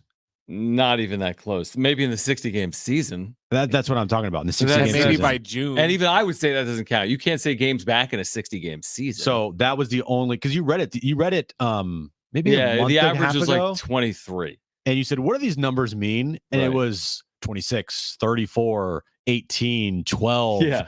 Like they were high numbers. Oh, yeah. And that was how many games they were behind the Dodgers or the first place team In the AJ Preller era. in the AJ Preller and the NL West. So I'm going to say no. They've done nothing to give me any reason I should say yes or think otherwise. You're saying no, but this is yeah. the decade of the Padres.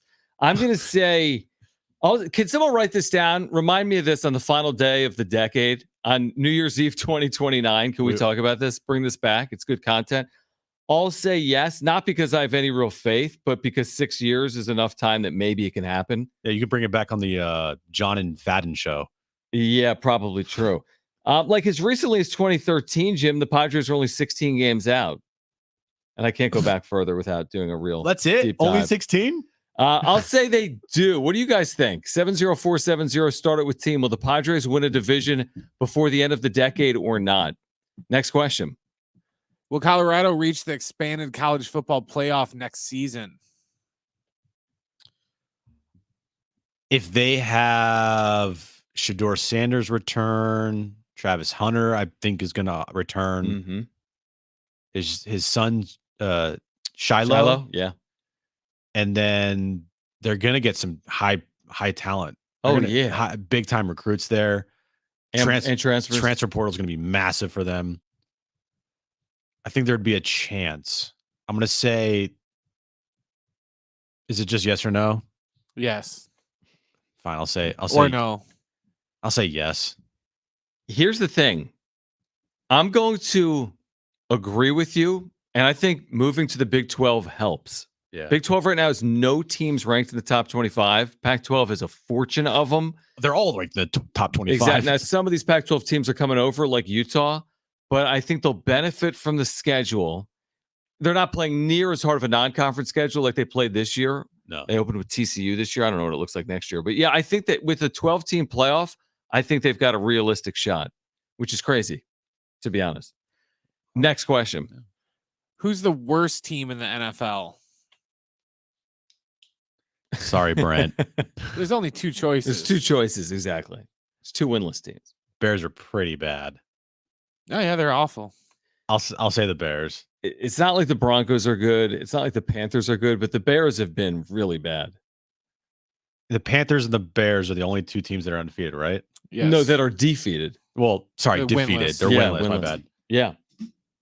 Just the way that everything has happened in Chicago over the first 4 weeks, it just feels like just dysfunction up and down that organization. Don't they have the Panthers pick? They do. So Yeah, they may they have get, the 1 and 2 pick as of if right the now. season ended today, they've picked 1 and 2. That's unbelievable. And everyone's saying, Williams and Harrison Jr. you get Caleb Williams and Marvin Harrison Jr. with their 1 and 2 picks in the NFL draft. And next maybe year. you win 2 or 3 games next year. Maybe you do.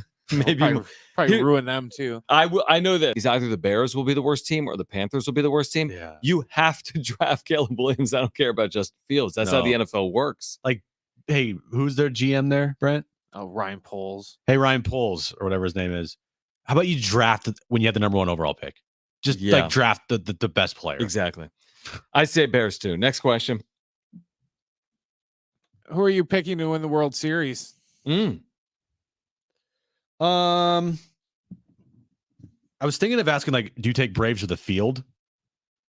But it's hard to do in baseball because it's so like, Yeah, they're not that heavy of a favorite. no, and it's just, yeah. I'm gonna take.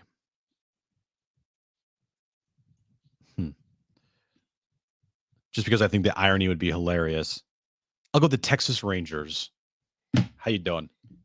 Texas Rangers is your pick? Okay. Man, this is tough. Actually, that's my what I want to see happen. Yeah.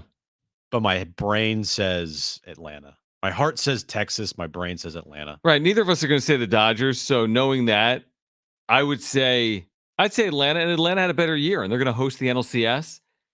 I'm going to say Atlanta. I agree with you. I mean, Atlanta, if it plays out like the regular season did, to your point, Atlanta or the field, they should be the favorite. They're the best team in Major League Baseball. It doesn't guarantee anything, but they're the best team in Major League Baseball. So I think it's going to be Atlanta. Atlanta's path, dude, like the Phillies have played well if they get the Phillies. Dodgers are the Dodgers. Like, it's not easy for anyone, obviously. The Phillies have that, kind of underdog mentality, that clutch gene with Harper. Harper. They do, and they're healthy now. Yep. I don't know if they're better than the team last year, but I'm not gonna say the Astros though. They really struggled down the stretch. They won the World they Series somehow have last a bye, year. though. I know they're still the 2 seed. And how do you pick any of these wildcard teams? I mean, it's all possible, but I have no idea. Right? Do you think the Orioles can make any noise? Like, do you think they are kind of this fake 100 win team? I kind of think they're a fake 100 win team, and I hope I'm wrong. Yeah, I'd love to see them at least win a series and get to the ALCS. Yeah, that'd be pretty cool. It would. But again, if you want from a like ESPN, we talked about this today. ESPN mentioned the playoffs 2 times in a 8-hour window, and they were sponsored reads, or they were just like reading about it. Coming up today too on ABC. I think the Baltimore Orioles are a fantastic story. Winning 100 games, they have no star power, 0 to resonate nationally. They just don't. To be honest, Adley Rutschman is a fantastic player. You could walk down the street right now and ask a random sports fan, like, who is that? Do you know who Adley Rutschman is? And they'd be like, who? The problem is, it's just the way baseball is. Outside of Ohtani, Betts and Freeman, those are absolutely stars. Atlanta, Acuna is a star in the sport. He is. But again, outside of Otani, I think there's a polarizing factor with a player like Manny Machado when he's in the postseason. I do think that resonates beyond San Diego. But like, give me your top 5 stars on those 12 teams. I think Betts, Freeman, Acuna have to be 3 of them. On what? That's just like playoff teams. Like, who are your like big names? Oh my gosh, they really resonate. Randy Arozarena. Like, what's bringing people to the televisions around the country other than in these cities? I do think it is Bryce Harper. Yeah, Bryce Harper. Yeah. Bryce Harper's. Yeah. I think it's more of a brand. Like if the Dodgers didn't have that star power, like say the Dodgers had the Orioles roster. Mm-hmm. And if the Dodgers had the Orioles roster, some of those players would become stars because they're in Definitely. LA by default. But what I'm saying is just it's more of a brand thing. So if the Dodgers are in the World Series, regardless of who the talent is on that team, it's going to get big ratings because it's the Dodgers. It helps if you have stars there, and the Dodgers always have stars. But like, yeah, I think it's hard to look at every single one of these teams and really make this push nationally. You got to watch the Orioles play if you're not an Orioles. You spent 6 hours of live programming on ESPN with the rights to the Major League Baseball wildcard series, and you don't even bring up Bryce Harper? Yeah, it's pathetic. You don't even bring him up? Yeah. All right, on the other side, we're going to do Trainwreck Radio Sports Trivia. We need you to call right now if you want a pair of tickets to see Avenged Sevenfold Saturday night at the North Island Credit Union Amphitheater. Call 844-570-1360 right now. Great giveaway, 2 free tickets to see Avenged Sevenfold this Saturday night, North Island Credit Union Amphitheater, 844-570-1360. Call right now. Our first 2 callers will be our contestants for Trainwreck Radio. 2 free tickets for this Saturday night. Avenged Sevenfold. 844-570-1360. That's next.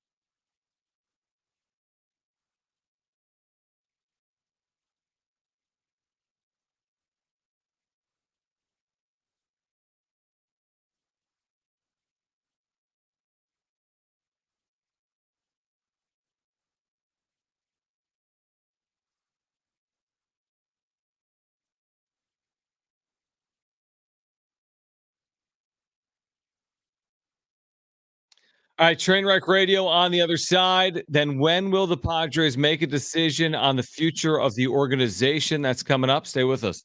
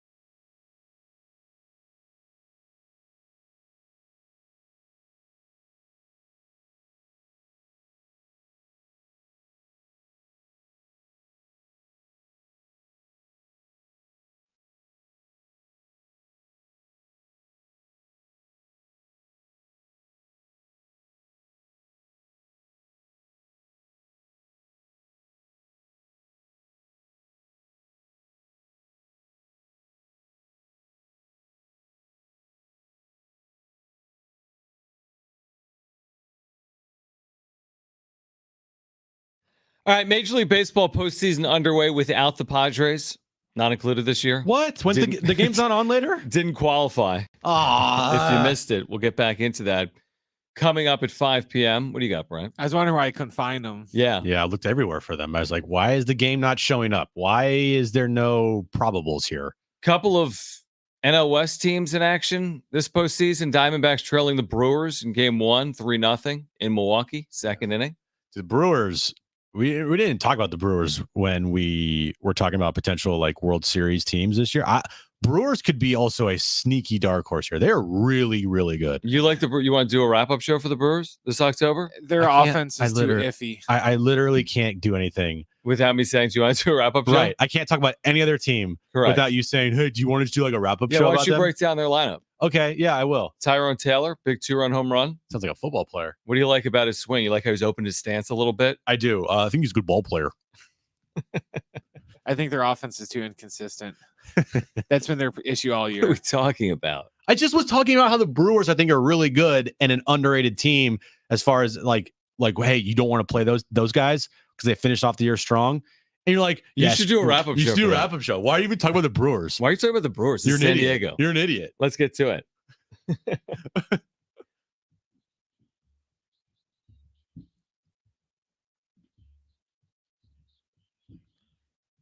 All right, 3 questions, 2 contestants, 1 lifeline. Today's 2 contestants, we have Brendan and we have Quinn. Brendan, you called in first. You have your choice of Jon or Jim. Who do you want to go with? Let's go with Jon. Okay, Brendan and Jon, I like that.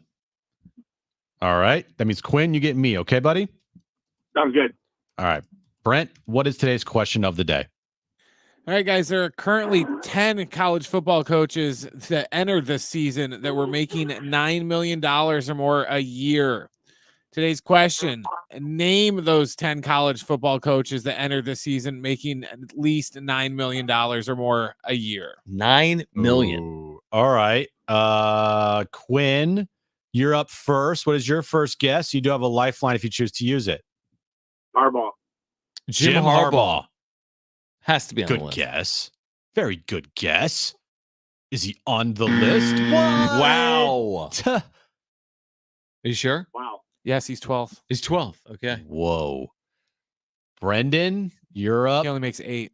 Oh, how do you live in Ann Arbor on $8 million a year? I don't know how. I don't know It's how. not easy. expensive. Brendan, you're up next. What is your first guess? You do have your lifeline if you choose to use it.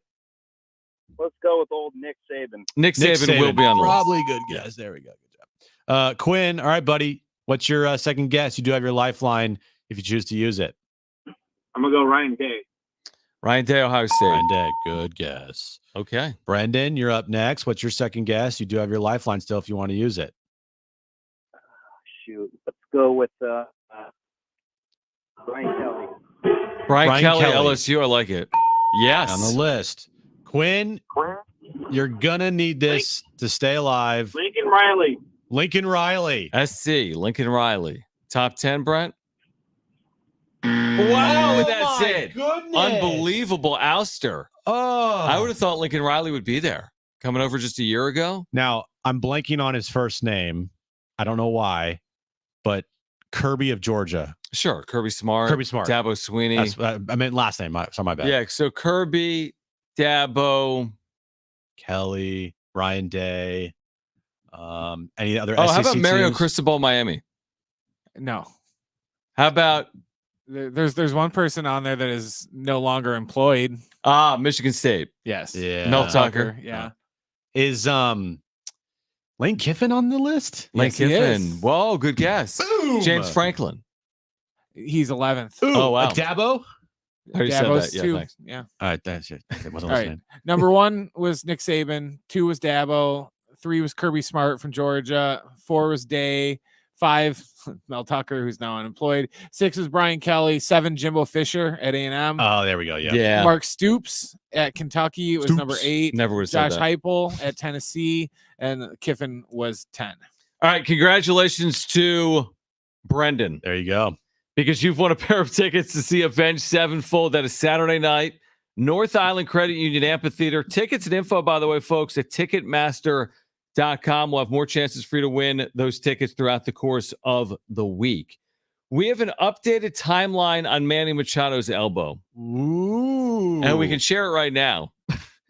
According to the Padres, it is 4 to 6 months. So the surgery was performed in LA. How could you have the surgery in LA? Dodger lover.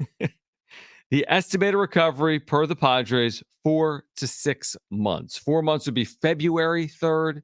6 months would be April 3rd. He will be back for opening day, assuming this was successful. If Okay. it's 4 to 6 months, right?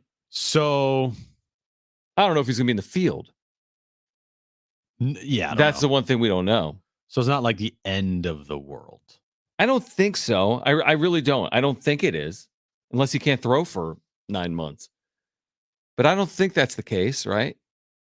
I don't know the extent of the injury. Like Harper couldn't throw, but He had Tommy John. exactly, they were different injuries. Exactly. One was tennis elbow, the other was Tommy John. Right. But is he going to start at third base on March 20th in Korea? Maybe not. Yeah. But is he going to be DHing March 20th in Korea? My guess would be yeah. Just because it's Manny. And 4 to 6 months, he's got time. He basically has 6 months until the start of the season. So there's your update. Manny Machado had the surgery on his right elbow tendon.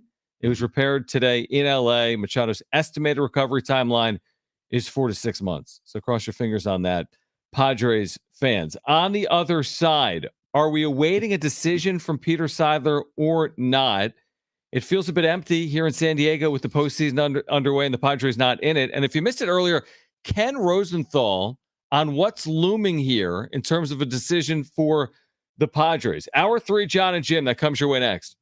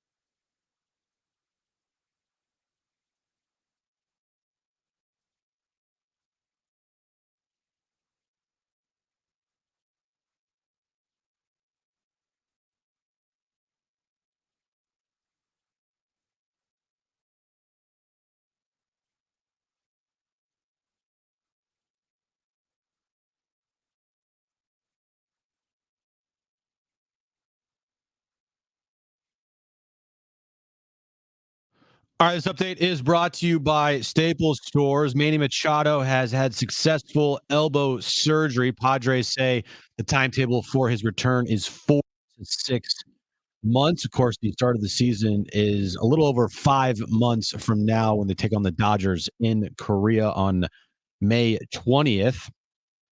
Moving over to playoff baseball today. The Twins beat the Blue Jays 3-1 to take a 1-0 series lead there. Rangers beat the Rays 4-0 to take a 1-0 series lead.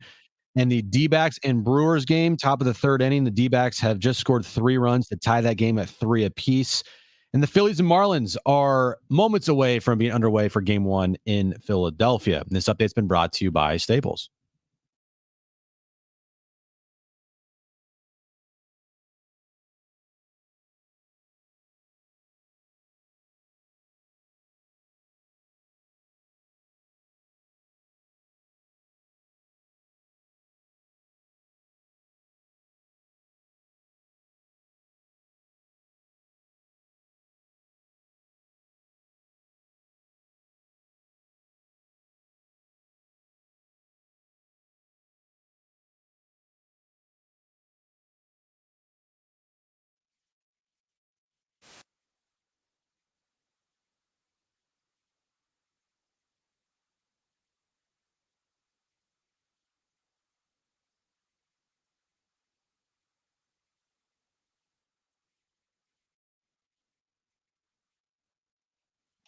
All right, San Diego and Southern California, what's going on? It is the final hour of Jon and Jim. Like most things in life, when Jim speaks on it, it's basically a jinx. So Jim was proposing the Brewers parade route throughout the streets of Milwaukee. Like they're going to win the World Series this year. And not only are they going to win the World Series in 2023, they might have a chance to win 3 straight come 2025. Well, the Brewers' 3-0 lead, Jim, has evaporated. Yeah. It's now 3-3. Would you like to say anything positive about the Diamondbacks? Who will then give up 6 runs next inning? And Tommy Pham's currently at bat right now. That's all you need to say. Corbin Carroll's special, man. He had a fantastic year for them. I saw on MLB Network the other day, there was a proposed trade of Juan Soto for Corbin Carroll. What? Yeah, it's not going to happen. Yeah, not going to happen. No. But back-to-back home runs for the Diamondbacks. They've tied the score 3. I should probably stop talking about any other team or else their team's going to lose. Probably. Hey, let's talk about the Marlins. I love the Marlins because of their season and Skip Schumacher and everything he's done there. We're going to lose tonight 7-0 now. Probably. Yeah. All right. So we've shared this a couple of times. You just had it again in your timeline. I think the news of the day is Manny Machado's elbow has been successfully operated on.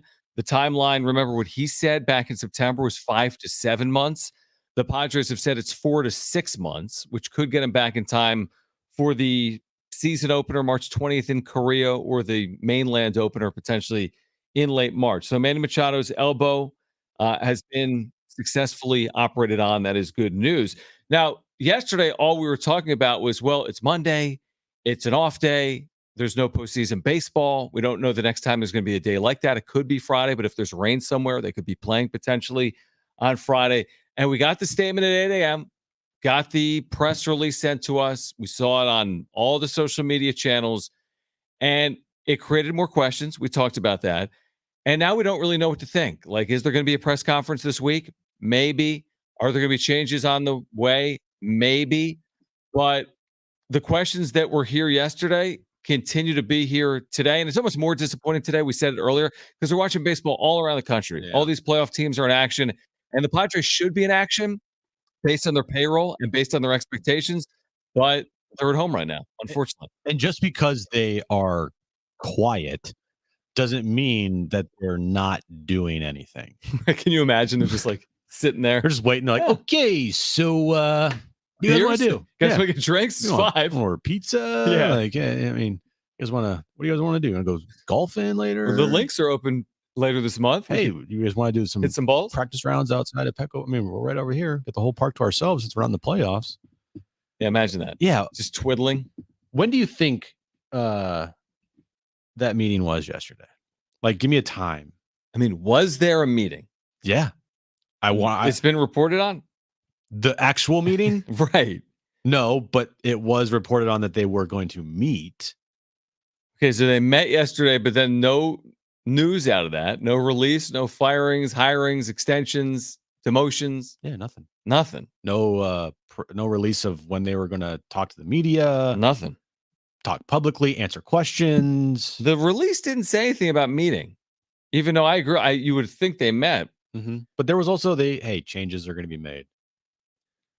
But we trust leadership, Which or they is have my full such support. a complete contradiction. Exactly. We trust everybody, but we're making changes. But if we need to make changes, we will. Like, so what? You trust everybody, or you don't trust everybody? Because why would you make changes if you trust everybody? So, okay, with the benefit of hindsight, Yeah. if you were the Padres or Peter Seidler, would you just do radio silence? What if nothing had been said by now? I know what you would be saying. How could they not say anything? Oh yeah, it would have been worse for sure if they didn't say anything. But it's what was said by Peter that was the problem. I'm all for Peter releasing a statement that kind of have to at this. I mean, you have to at this season. There has to be. But you wanted like a more direct line of, hey, this season was unacceptable. We let the fans down. The fans this year were our MVPs. We can't allow this to happen again. We are doing everything in our power to make sure it doesn't. We will be, over the next couple days, this would have bought them time. Over the next couple days, we are going to have a thorough examination of our organization and decide what course of action needs to be done so we have a chance next year and we're in the playoffs or we're going for a World Series or whatever the case may be. He kind of did that, but he didn't do it that far. He didn't go that far. No, because he left a lot of outs. Very open. Very vague. A lot of ambiguity. Yeah, I wonder when Peter writes something like that, if he even knows, and my guess is he doesn't really. If he knew what he was going to do, he would have said it. If AJ Preller and Bob Melvin were coming back, he would have said it. If one of them was being fired, they would have done it. So I wonder if A, they don't know, or B, you said it earlier, I think it's a fair point, B, something like Bob Melvin's contract needs to be worked through. Like if he's not going to be retained, what does it look like on the other side? Will there be some type of mutual agreement of parting ways? Where? Like that could, I buy that taking potentially time, more than 12 hours or whatever. Because I know the Giants, Farhan Zaidi talked today to the media before the postseason started. And he mentioned, because now I feel like there has to be at least one eye on the Giants. Okay. For what they do. So what did he say about, was he asked about Melvin? He wasn't asked about Melvin because Melvin's still employed, so you can't talk about it. Okay. But he was asked about the timetable of hiring a new manager. Okay. And it was, look, in the next couple days, we are going to start interviewing people internally. And towards the end of the week into next week, then he did mention that he will ask other teams for permission to interview additional candidates. Oh, really? Yeah. Well, that makes sense. Yeah, I mean, it's not. It's, you're going to need it's that. a very vague statement. You can't say we want to interview this guy, especially if they're under contract with another team. Right. But it's interesting. Like if by the end of the week, they end up hiring somebody internally or whatever the case may be is there, then we don't have to worry about Bob Melvin with that situation. Correct. But there's also the Mets. There's also the Guardians, if you want to go that route. There's going to be other teams that are going to be looking for managers. It's not just the Giants, Mets, and the Guardians, right? Do we believe Bob Melvin when he said post-game Sunday that like all of my, I'm paraphrasing here, but I saw the quote, like all of my efforts are on next year and this offseason with the Padres and basically fulfilling my contract? He was asked specifically about it, and he shot it down the way he's able to do. I mean, I don't take you don't much. take anything out of that. What do you want him to say? Yeah, I hate Preller, and I want to leave. No, but he could have been ambiguous, like Peter's statement. I guess he was fairly direct. He was asked in September about it. He said he wants to finish the job. He wants to see it through. Now, was that through 2023 or through his contract? We know things change very fast. Yeah, they do. They can change very fast. I know, I don't know, but I feel like we aren't going to hear anything till Friday. So you At think the Friday? Are you not earliest. okay? At the earliest Friday. But are you getting your hopes up for some type of press conference, announcement, statement, or release on Friday? I am. Your hopes are up for that. My hopes are up. Yeah, they're pretty high for something to happen Friday. Okay, so you believe though then that it's not Monday because they need time, work through semantics, contracts, but come Friday, they've had enough time to make any determination that they would need to make. I think I think what could happen Friday, we get an announcement or a press release or whatever the case may be that the decision has been made that we are going to either move forward with Melvin and Preller, or one of the others gone, or both are gone, followed with when we are going to speak with the media, followed by the timing of it and who's going to be speaking with the media, and everything will fall into place after that. Okay, you got high hopes for Friday. I don't mean like it's all going to happen Friday. Okay. I just mean that I think once the domino of the decision on Preller and Melvin are made, then we'll know the next course of action for everything else. I hope you're right. I mean, I think it does make sense. I think by Friday, where every other organization has made determinations and decisions, and again, Giants fired their manager over the weekend. Mets did it on Sunday. They're bringing GMs in on Monday, and the Padres are just kind of waiting this thing off. There is no other team. I was thinking about this morning. Is there another team out there that is like waiting to make a move? The Yankees have already said that manager's back. Boone is back. Yep. I don't know about Brian Cashman. He'll be back, but it sounds like, he's gonna be back if you're bringing Boone back. So you're saying in terms of the teams that had question marks, is there any that are left like outstanding when it comes to like the full organization? Yeah, I don't think there are. That's what makes it surprising. There's a reason the day after the NFL season is Black Monday. There's a reason the day after Major League Baseball teams make changes, because what else do you need to know? Like everything is in at that point. There's no more data to come in. They were disappointing. They didn't meet expectations. What are you going to do about it? And every team does a end of the year type of press conference. I'm sure. Yeah, exactly. Except for probably like the Oakland A's. Right. Because nobody cares. Nobody cares. But I'm just curious to see like what teams haven't talked to the fans yet that are not in the postseason. I just, it's interesting because I think the Padres, for all the expectations they had this year, to not leave the fan base hanging dry, because there was something that was said, but I mean, I would feel like a lot of fans right now are sitting wondering what's going to happen. Oh, absolutely. They're watching playoff baseball, and in the back of their mind, it's like, well, is Melvin going to be back next year? Is Preller going to be back next year? Are both going to get fired? Is one going to get fired? Like, what's the direction of this team? I think there's a lot of people that feel that way. If you missed Ken Rosenthal earlier, Brent, do we have the sound from Ken Rosenthal? This was on a podcast. Asked about whether the Giants could be a player for Bob Melvin potentially, and what's to come here in San Diego. I thought he had some really interesting things to say. So this is Ken Rosenthal asked about the possibility of Bob Melvin to the Giants. I would say it's not a zero chance. And I don't know what's going to happen in San Diego, whether Preller will survive, whether Melvin will survive, whether neither will survive. But as we wrote in The Athletic a couple of weeks ago, it's an extremely volatile and dysfunctional situation. Something has to give. And I know the owner released a statement yesterday. He loves everybody. Great. The fact is, it's not good over there. And something does have to change. So if Melvin gets fired, would he be a candidate for San Francisco? I would think he would be a candidate for San Francisco. I don't know that that's the way Farhan Zaidi wants to go. But at the same time, it's something that you would have to consider, because Bob Melvin is a highly competent professional manager. Never had a problem until he got to San Diego, right? So I don't know that it will happen. I don't know that Melvin, like Buck Showalter, wants to keep going. Buck Showalter has said, yes, I want to keep going. I don't know that Melvin will feel the same way after this experience. Maybe he will, maybe he won't.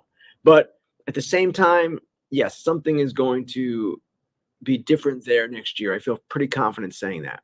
Okay. So I take that as that there will be change. As Peter Seiler alluded to at the end of his statement yesterday. It's just what change is it? Right. Is it Melvin or is it Preller? Is it that black and white? Does it have to be Melvin or Preller? Or is it things behind the scenes that fans could care less about that in the organization they are changing? Because I asked this question that to was you. 2021. Yeah. And I asked this question. Well, they also fired. They did. That's a huge thing. But I asked this question, I think, about a month ago to you. And I looked at the Padres, I guess front office, everybody but Preller and Melvin. And I'm like, if they fired Josh Stein, are you going to be feeling like, oh, that's enough change? If they hired or fired, or if they made him the GM or got rid of him, fired him. No, of course it's not going to be enough change. I mean, there's a number. I would say that 80% of Padres fans are not familiar with Josh Stein. If they fired any other person, and I'm not advocating. I have no idea if Josh Stein should stay or go. I'm not either. I'm just pointing out, like, if their idea, I'm trying to figure out what their idea of change is. Is it as black and white as Preller and Melvin are the only two things that would be up for change? Or is it other pieces behind the scenes that are, I guess, Preller's lieutenants, that if they made a move with changing positions there, is that enough for fans? And does that qualify for enough for this organization? The question is this: what are you trying to do? Appease or do something from a public relations perspective? Or are you truly trying to will the organization into contention? Yeah. Like, there's two ways to go about this. Again, from a marketing perspective, in my belief is they've been marketed as effectively as any Major League Baseball franchise for the better part of the last 3 or 4 years. They draw, they're popular, they resonate, they've done extremely well in San Diego on those levels. But when it comes to winning at a very high level, you could argue that they got a ways to go. And we've made these cases to get to the level of Atlanta, LA, Houston, and others. They're not in that realm. So again, you can PR your way through this. You can make changes, but is that the change that's necessary to help this team win at a high level? That's the thing for me. Are you trying to win, or are you trying to market, or can you do both? Why not both? Right. Why not both? And it does seem like an interesting time. I don't know the dynamic here. Eric Grupner, Peter Seiler's health, the equity team of Peter. Obviously, there's a lot going on. Who the hell knows what's going on behind the scenes? And hopefully it's something we get to the bottom of as the offseason kind of begins. I know. It's one of the things where you just sit back and you watch it play out. And even when it does play out, you're thinking to yourself, like, what are they doing? Mm-hmm. What's going on here? How is this? Like, explain this to me. Why does this move make sense? Like, what are you doing here? But if Preller stays, well, I think it's the right move. No, but we have no choice but to move on. Like, it has to be moved on, and then we go to the same cycle again next year. Is if they don't win, then is this it when Preller finally leaves? Is this it when Peter Seiler finally makes the move from AJ Preller? Like, is his excellence run out here? I don't know. I don't know what's going to take. What about the idea, going back to Ken Rosenthal, like someone says in the chat, Scherzer to San Diego equals I'm confident there will be change. I love how people look at take one, like, has Kevin gotten things wrong before? Yeah. Has Ken gotten things wrong? Everybody gets things wrong all the time, but because someone's not 100% perfect, even Jeff Passan has gotten things wrong. Yes. Adrian Wojnarowski has gotten things wrong. Shams has gotten things wrong. And I thought this comment today wasn't, listen, the Scherzer thing was a little more absolute. It was on Twitter. It was during trade deadline season. He didn't say it was done, but he said close. This was more, he's on a podcast. Yeah. He's speaking his opinion. It could absolutely be accurate. He has credence and credibility. But I'm not going to, honestly, if nothing happens, I'm going to be like, oh man, Ken Rosenthal said, he said on a podcast when asked a question, he wasn't he wasn't like, hey, I spoke with Peter Seiler within the last 24 hours and he assured me change is coming. He didn't say that. I think Ken is one of the most respected baseball reporters out there. Top 3. Has he made mistakes? Yes. Yeah, the Scherzer thing was a big deal at the time. It was. And Padres fans will always be bitter about that. And they'll always think Ken Rosenthal, for whatever he says, is a hack. And that's understandable, but at the same time, it's just a fan talking. It's like the emotion. You take the emotion out of it. Ken is pretty well respected and knows what he's talking about. Right. So if you want to go out there and hear this from Ken and go, but he said that the Padres were going to get Max Scherzer and the Padres didn't get Max Scherzer and the Dodgers did, and then hold that over his head forever for everything he reports, fine. But you're just using the emotion as to why you don't believe him. Yeah, I agree with that. I'm looking at our chat here on YouTube. By the way, you can always find us on YouTube or San Diego Sports 760. Of course, also free on the iHeartRadio app. You can always take us with you when you leave the office or leave the car. You can take us with you on the iHeartRadio app. I haven't seen this article. I don't know if it's accurate or not, but someone in the chat said AC had an update from related to Preller and Melvin that just dropped in the UT. I just went to the UT's website. I did not see that, Jim. I went to Twitter. I did not see that specifically from Kevin. No, he would post that on Twitter immediately. Yes. The last thing he posted was Padres chairman Peter Seiler voices support. Hold on. This is accurate. There's an article that's just been posted. Preller Melvin update. Let me read it. It's 3 paragraphs. Padres president of baseball operations, AJ Preller, and thank you, chat, by the way, continued on Tuesday to conduct business as usual at the end of a season, lending credence to the belief he will return for a 10th season. This is Kevin Acee. It is also expected that manager Bob Melvin will return. According to people who have talked to both men, that has not been confirmed, and team officials did not comment Tuesday. The men were involved in a meeting Monday that was described as productive by 2 people who were briefed on the meeting. There's the update. Kevin Acee, AJ Preller conducts business as usual, lending credence to the belief he'll return. It's also expected that manager Bob Melvin will return, according to people who have talked to both men. They met Monday. It was described as productive by 2 people briefed on the meeting. That's Kevin Acee within the last few moments. Jim? All right. Well, it's again, it's not. I said this. It's not what I wanted. I think that is a decision that is just gonna hurt this franchise moving forward. But we just need some answers. But we need. I want definitive, dude. Yep. Right. And that's not a guarantee. No. That's his reporting. He'll join us later this week. Kevin Acee, not AJ Preller. I don't think, but Kevin will. Interestingly, actually, in these Padres notes that Kevin just wrote, the lead was Machado's elbow surgery. Down below was Bob Melvin and AJ Preller's future. All right, so we'll continue to react to that on the other side. Plus, NFL power rankings, Jim, have been updated at NFL.com. Did you realize that? No. Do you know where the Niners currently sit? I'll share that with you on the other side. Plus, the latest here, Kevin Acee reporting, AJ Preller and Bob Melvin could, in fact, be back in 2024. Your reaction to that, 844-570-1360, 70470. Start your message with team. That's next.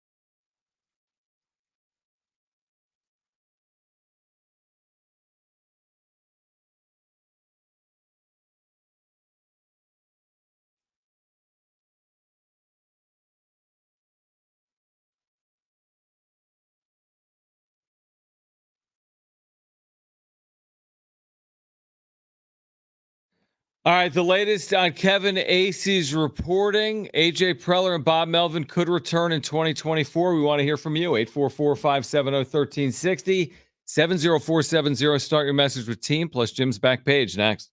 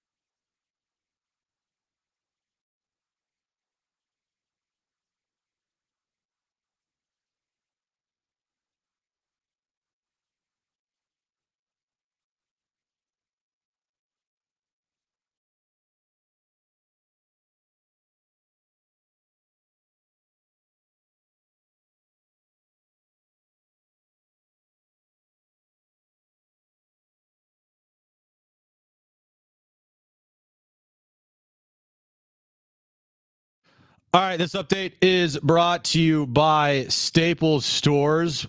Padres breaking news today. Manny Machado has had elbow surgery. The Padres announced that it is expected he'll be out 4 to 6 months. Also, Kevin Acey, our Padres insider, is reporting moments ago that AJ Preller continued on Tuesday to conduct business as he usually would at the end of the season, leading credence to believe that he will return for a 10th season. Also, he's reporting that it is expected that manager Bob Melvin will also return to the Padres next year. Moving over to playoff baseball. Earlier today, the Twins finally won a playoff game, first time since 2005. They beat the Blue Jays 3-1. Rangers, they shut out the Tampa Bay Rays 4-0. Both those teams take a 1-0 series lead. Brewers and D-backs, top fourth there. D-backs have just taken a 4-3 lead over the Brewers, and we are scoreless in Philadelphia between the Marlins and the Phillies at the bottom of the second inning there. And that update is brought to you by Staples.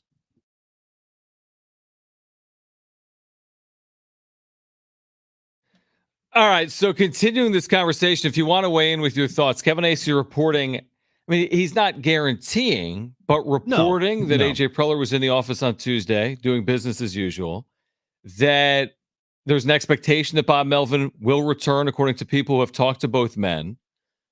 How do you feel about this, Padres fans? 844-570-1360 if you want to weigh in.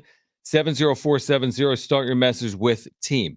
My first reading of the statement yesterday, and again, it was just my opinion based on what I read, and I thought it was very vague, was, hey, you're not getting rid of AJ Preller, you're president of baseball operations, if you say you continue to trust your leadership team.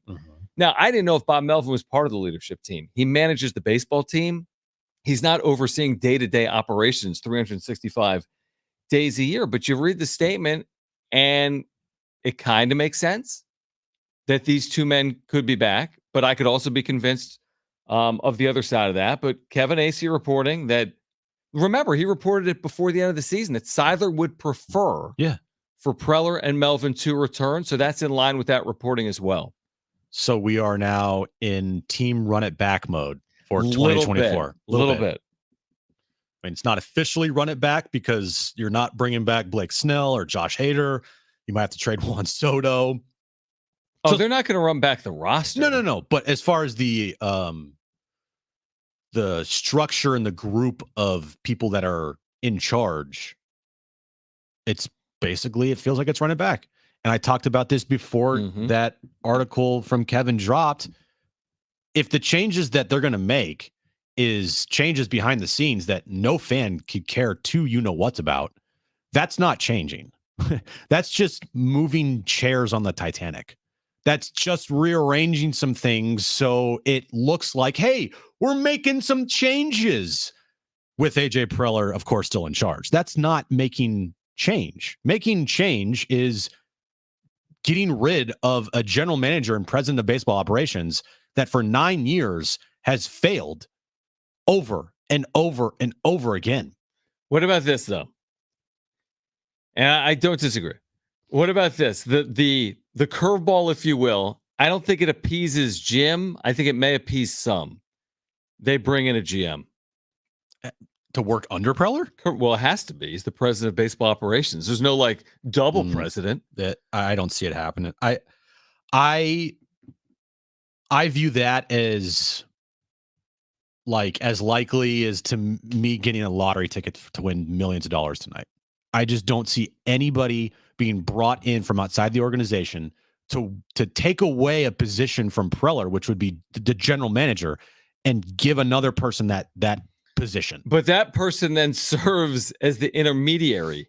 No. Preller doesn't have to go to Melvin. Melvin doesn't have to go to Preller. Preller goes to GM. GM goes to Melvin. I agree with you. Stupid that is. Most organizations today have two executives overseeing baseball operations, right? Most organizations today have a general manager and a president of baseball operations. Now, I agree with you. I think if Preller remains as the president of baseball operations, nobody's going to believe that the GM is running day-to-day operations on the baseball side. And yeah, it's going to be hard to convince anyone that like whoever you bring in has autonomy to run the club because they're going to work for AJ Preller. And certainly what they cannot do is elevate someone from within. They cannot take someone that's below AJ Preller and make that person the general manager. I don't think that appeases anyone. It would have to be from the outside. I don't see it. I You just don't see it? All right. No, I don't. I think Preller is so stuck in his ways that it's pretty much he's going to get the people in the organization that he knows and wants, and not anybody that he doesn't know, and somebody that could help them from outside. I just don't see it happening. I think, look, I'm definitely on the record here for saying that I think AJ Preller is the root of all these problems and the root of the dysfunction. I think that if he is brought back, that is a bad move. If it turns out the other way, I'll happily say that I was wrong. But there has been multiple times now where it was in any other situation for any other ball club, the general manager and president of baseball operations would have been fired on the spot. Oh, absolutely. And yet this guy continues to get chance after chance after chance. So look, could the team win next year? Could AJ Preller make a bunch of moves in the offseason and they actually work for once? Not just for 1 year, but for multiple years? Yeah. I still think at this point in time, with everything that we've seen from Preller, he does not deserve to continue to run this franchise from a president of baseball operations and a GM standpoint. Yeah, to have that opportunity. Yeah, no, you could be spot on. I mean, we'll have this. If this is in fact accurate, Preller and Melvin return, then guess what? 12 months from now, who knows what the conversation is? Is it that it failed miserably and of course you have to make a move? Why did they wait all this time? Or is it, well, 2024 is like 2022. What's going to happen in 2025? Or is it somewhere in between? Listen, the question we asked earlier, like, is this team winning a division in the near future? Is this team winning a World Series in the near future? It's not going to be easy. We said it yesterday on the heels of the season ending. How do you lower payroll, come off this season, and improve? I need to see it to be convinced it's possible that they're going to lower payroll $50-something million, potentially part ways with Juan Soto, not have Blake Snell or Josh Hader, and be better. Not to say it's impossible, because they did not live up to expectations this year, But do you trust them to be able to do that in 2024? That's a big leap. It's a big one. And whenever they speak, I feel like one of the questions that like has to be asked to Preller is, why do you think you deserve to still be here? Can you give me reasons, not just that you made the NLCS last year? Like, give me why you think you should still be the president of baseball operations. I don't want to hear from Peter. I don't want to hear from Eric. I don't want to hear from a Seidler Equity Group member. I want to hear from you, buddy. Why do you think you should still be here? I would love to hear you ask the question And that call him way. buddy. Yeah. I would never call him buddy. Right. But that's my like annoyance coming through of this whole situation. But I do think that's a 100% fair question. AJ, why do you think after 9 years, 7 seasons that you have not made the postseason, constant dysfunction throughout the organization, 4 managers, a $250 million payroll that went down the drain this season, debt reduction, why do you think you should still be here? Are you asking me? Did you want me to answer? Oh, no, that? I'm asking you. Yeah, I don't know. I mean, listen, it's the same idea as like, hey, Eric Hosmer, why are you here? Because like I didn't sign myself. Same thing with Preller. It's like, I didn't hire me. He's not going to fire himself. Yeah, exactly. So like, that's not the way these executives see it. I mean, he doesn't see it. He's going to be able to spin it. I would too. I mean, if it's my job, if someone comes after you and says, why are you on the radio day after day? Talking, you know what I mean? Like, we're going to have a reason. You'll probably have an answer. Some people might like it. Some people may not. The fact of the matter is, Jim, you're not going to like it. And a lot of Padres fans aren't going to like it, but it's just going to potentially be the case. You know what I mean? Like, no matter what he says, you're not going to like it. Also, if this turns out to be factual and true, that they're both back, I'm really, I don't feel surprised right now. I was kind of like asking myself, what would you feel like if they both came back? Mm-hmm. And I would kind of feel like I feel like how I thought I was going to feel, which is eye roll. Of course. Of course. What else did you expect? I think I'd have been way more, oh my gosh, if the full clean house, or Bob's gone or whatever. Yeah. Both back. I'm just kind of like eye roll. Okay. Remember, the AP did report whatever. yesterday. I mean, the AP, it was Bernie. The AP did report, and I'm assuming it was from the statement that Melvin has the backing of the organization. That's what the Associated Press reported. Oh. I don't know if it was solely based on that statement, but if you go to ESPN.com, it says Melvin's got the backing of the organization. That's what it said yesterday. And then, yeah, and again, we'll get to your call, John. Do you want to get to your call right here or the other side, John? Let's do it right now. Okay, because I was going to say another question that has to be asked. Mm-hmm. What changes are going to be made that are going to be like put in place going forward? Because you mentioned that changes had to be that were coming from Peter. What's the change if you both are back? The change is outscoring opponents 90 times in 2024. Well, they did do that. They're the best run differential in baseball. True. All right, John, you're on with Jon and Jim. Thanks for calling in, man. What up, Johnny Jim? What's up, man? Cadillac John. What up, Cadillac John? Cadillac John. What up, guys? And of course, always shout out to Brent. So, guys, I want to pose another question. I'm thinking if we, as San Diego citizens, held our politicians as accountable as we do the Padres, our streets would be paved with gold. I mean, I think they're a private organization. They do whatever they want, and ultimately, I don't think they care. It's like they want to run it the way they want to run it. I mean, it's still profitable. They can still sell it for profit, and they're still making money off tickets. So maybe nothing needs to change because it's working just fine for the owner. Well, just a thought. John, I mean, I've made this point. Thank you for the call. I've made this point a lot. It's like they've been marketed successfully. They're very, they've resonated in the city of San Diego. I don't know how much money they make. I have absolutely no idea. But I do know this. If they're sold tomorrow, they're going to sold for a lot more than they were purchased for when Peter was a part of the group that made that investment. So I do know that. I think they've been marketed very well. That's a fair point. Like if it ain't broke from a marketing perspective, does it need to be fixed? They drew 3.2 million fans, Jim.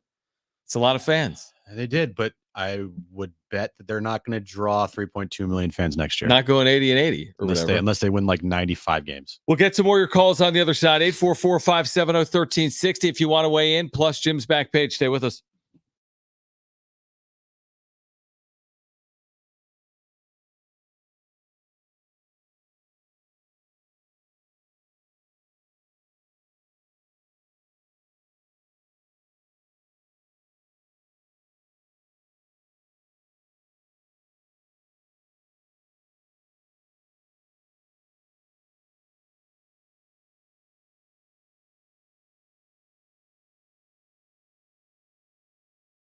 Hey guys, it's Schaefer. I know prices rising on everything, including the price of gas. If you need cash to pay off credit cards or do a home improvement, listen, I'm so excited to introduce you to the newest, fastest, easiest way to access the equity in your home. Loan Pronto is here with their revolutionary Express Equity line of credit. It's super cool. Let me tell you why. With this amazing program, you can get cash out of your home in as fast as 5 days. And you can leave your 3% mortgage intact. Loan Pronto can pull $50, $100, even $200,000 out of your record high home value. That's money you can use to pay off those credit cards with those insane rates, 25+%, or use the money to do a home improvement, maybe add solar panels. Best part, 9 out of 10 homeowners won't even need an appraisal. You can call now, see how easy it is to get a lot of cash in about 5 days with Loan Pronto's Express Equity line of credit. 619-207-4336 or loanpronto.com. That's 619-207-4336. Write this number down. 619-207-4336. NMLS 1661781, subject to lender approval.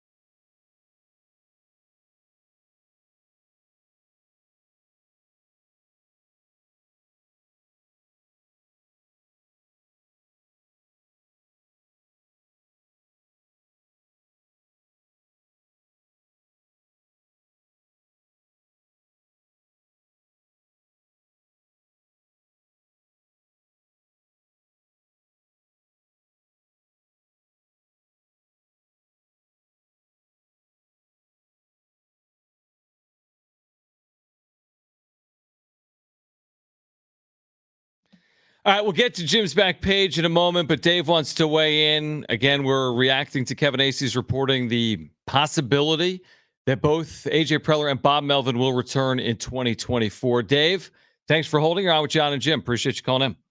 Well, thanks, guys. Not surprised. I mean, we've talked about this as being one of the possibility turnouts, and it appears that if Kevin Acey's correct, it appears that's the railroad tracks that this thing is on. So, back to Jim's point, I agree with you 100%, Jim. And I've said this, I'm on record. The Padres will never, ever, ever win a World Series with AJ. And so that I'm standing by. And Jon, over to your point, you made about, how can the Padres win next year without the payroll? Well, they didn't win with the payroll this year, number one. Number two, the challenge for this management team, whoever they are, whatever they are, is going to be similar to what the Mets pointed out today. They're going to have to do more with less.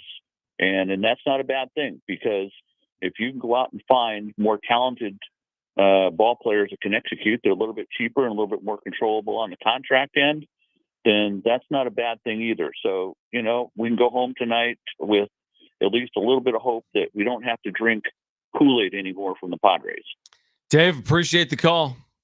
And look, do I think that they'll never win a World Series as long as Preller's here? I can't definitively say that, but what I can definitively say is while he's been here, they haven't won a World Series. Right. You can never, it's a good point, because it's like, this is sport, and when you get into a postseason, things can occur. Yeah.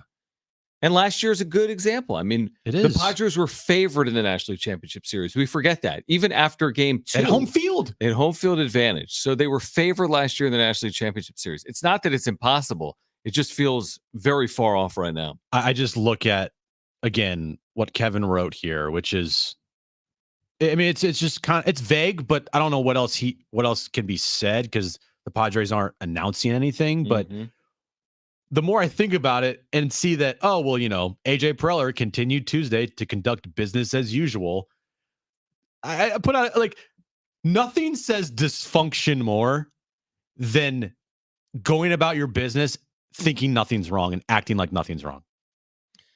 Yeah, I mean, unless he's been assured, like, from, hey, you're back, so start planning for 2024. So go about do your job. That's what I'm paying you to do. I mean, okay. I just think that it's to continue to go about your business and be like, oh, everything's fine. Everything is fine. To me, is kind of like, bro, do you understand how many people in this organization probably are sick of you? Are you talking to Peter or are you talking to AJ? I'm talking to AJ. AJ is going to go about his job until someone tells him not to do it. Well, that's not really on AJ. That goes back to your Peter issue. Yeah. And now I have an issue with Peter.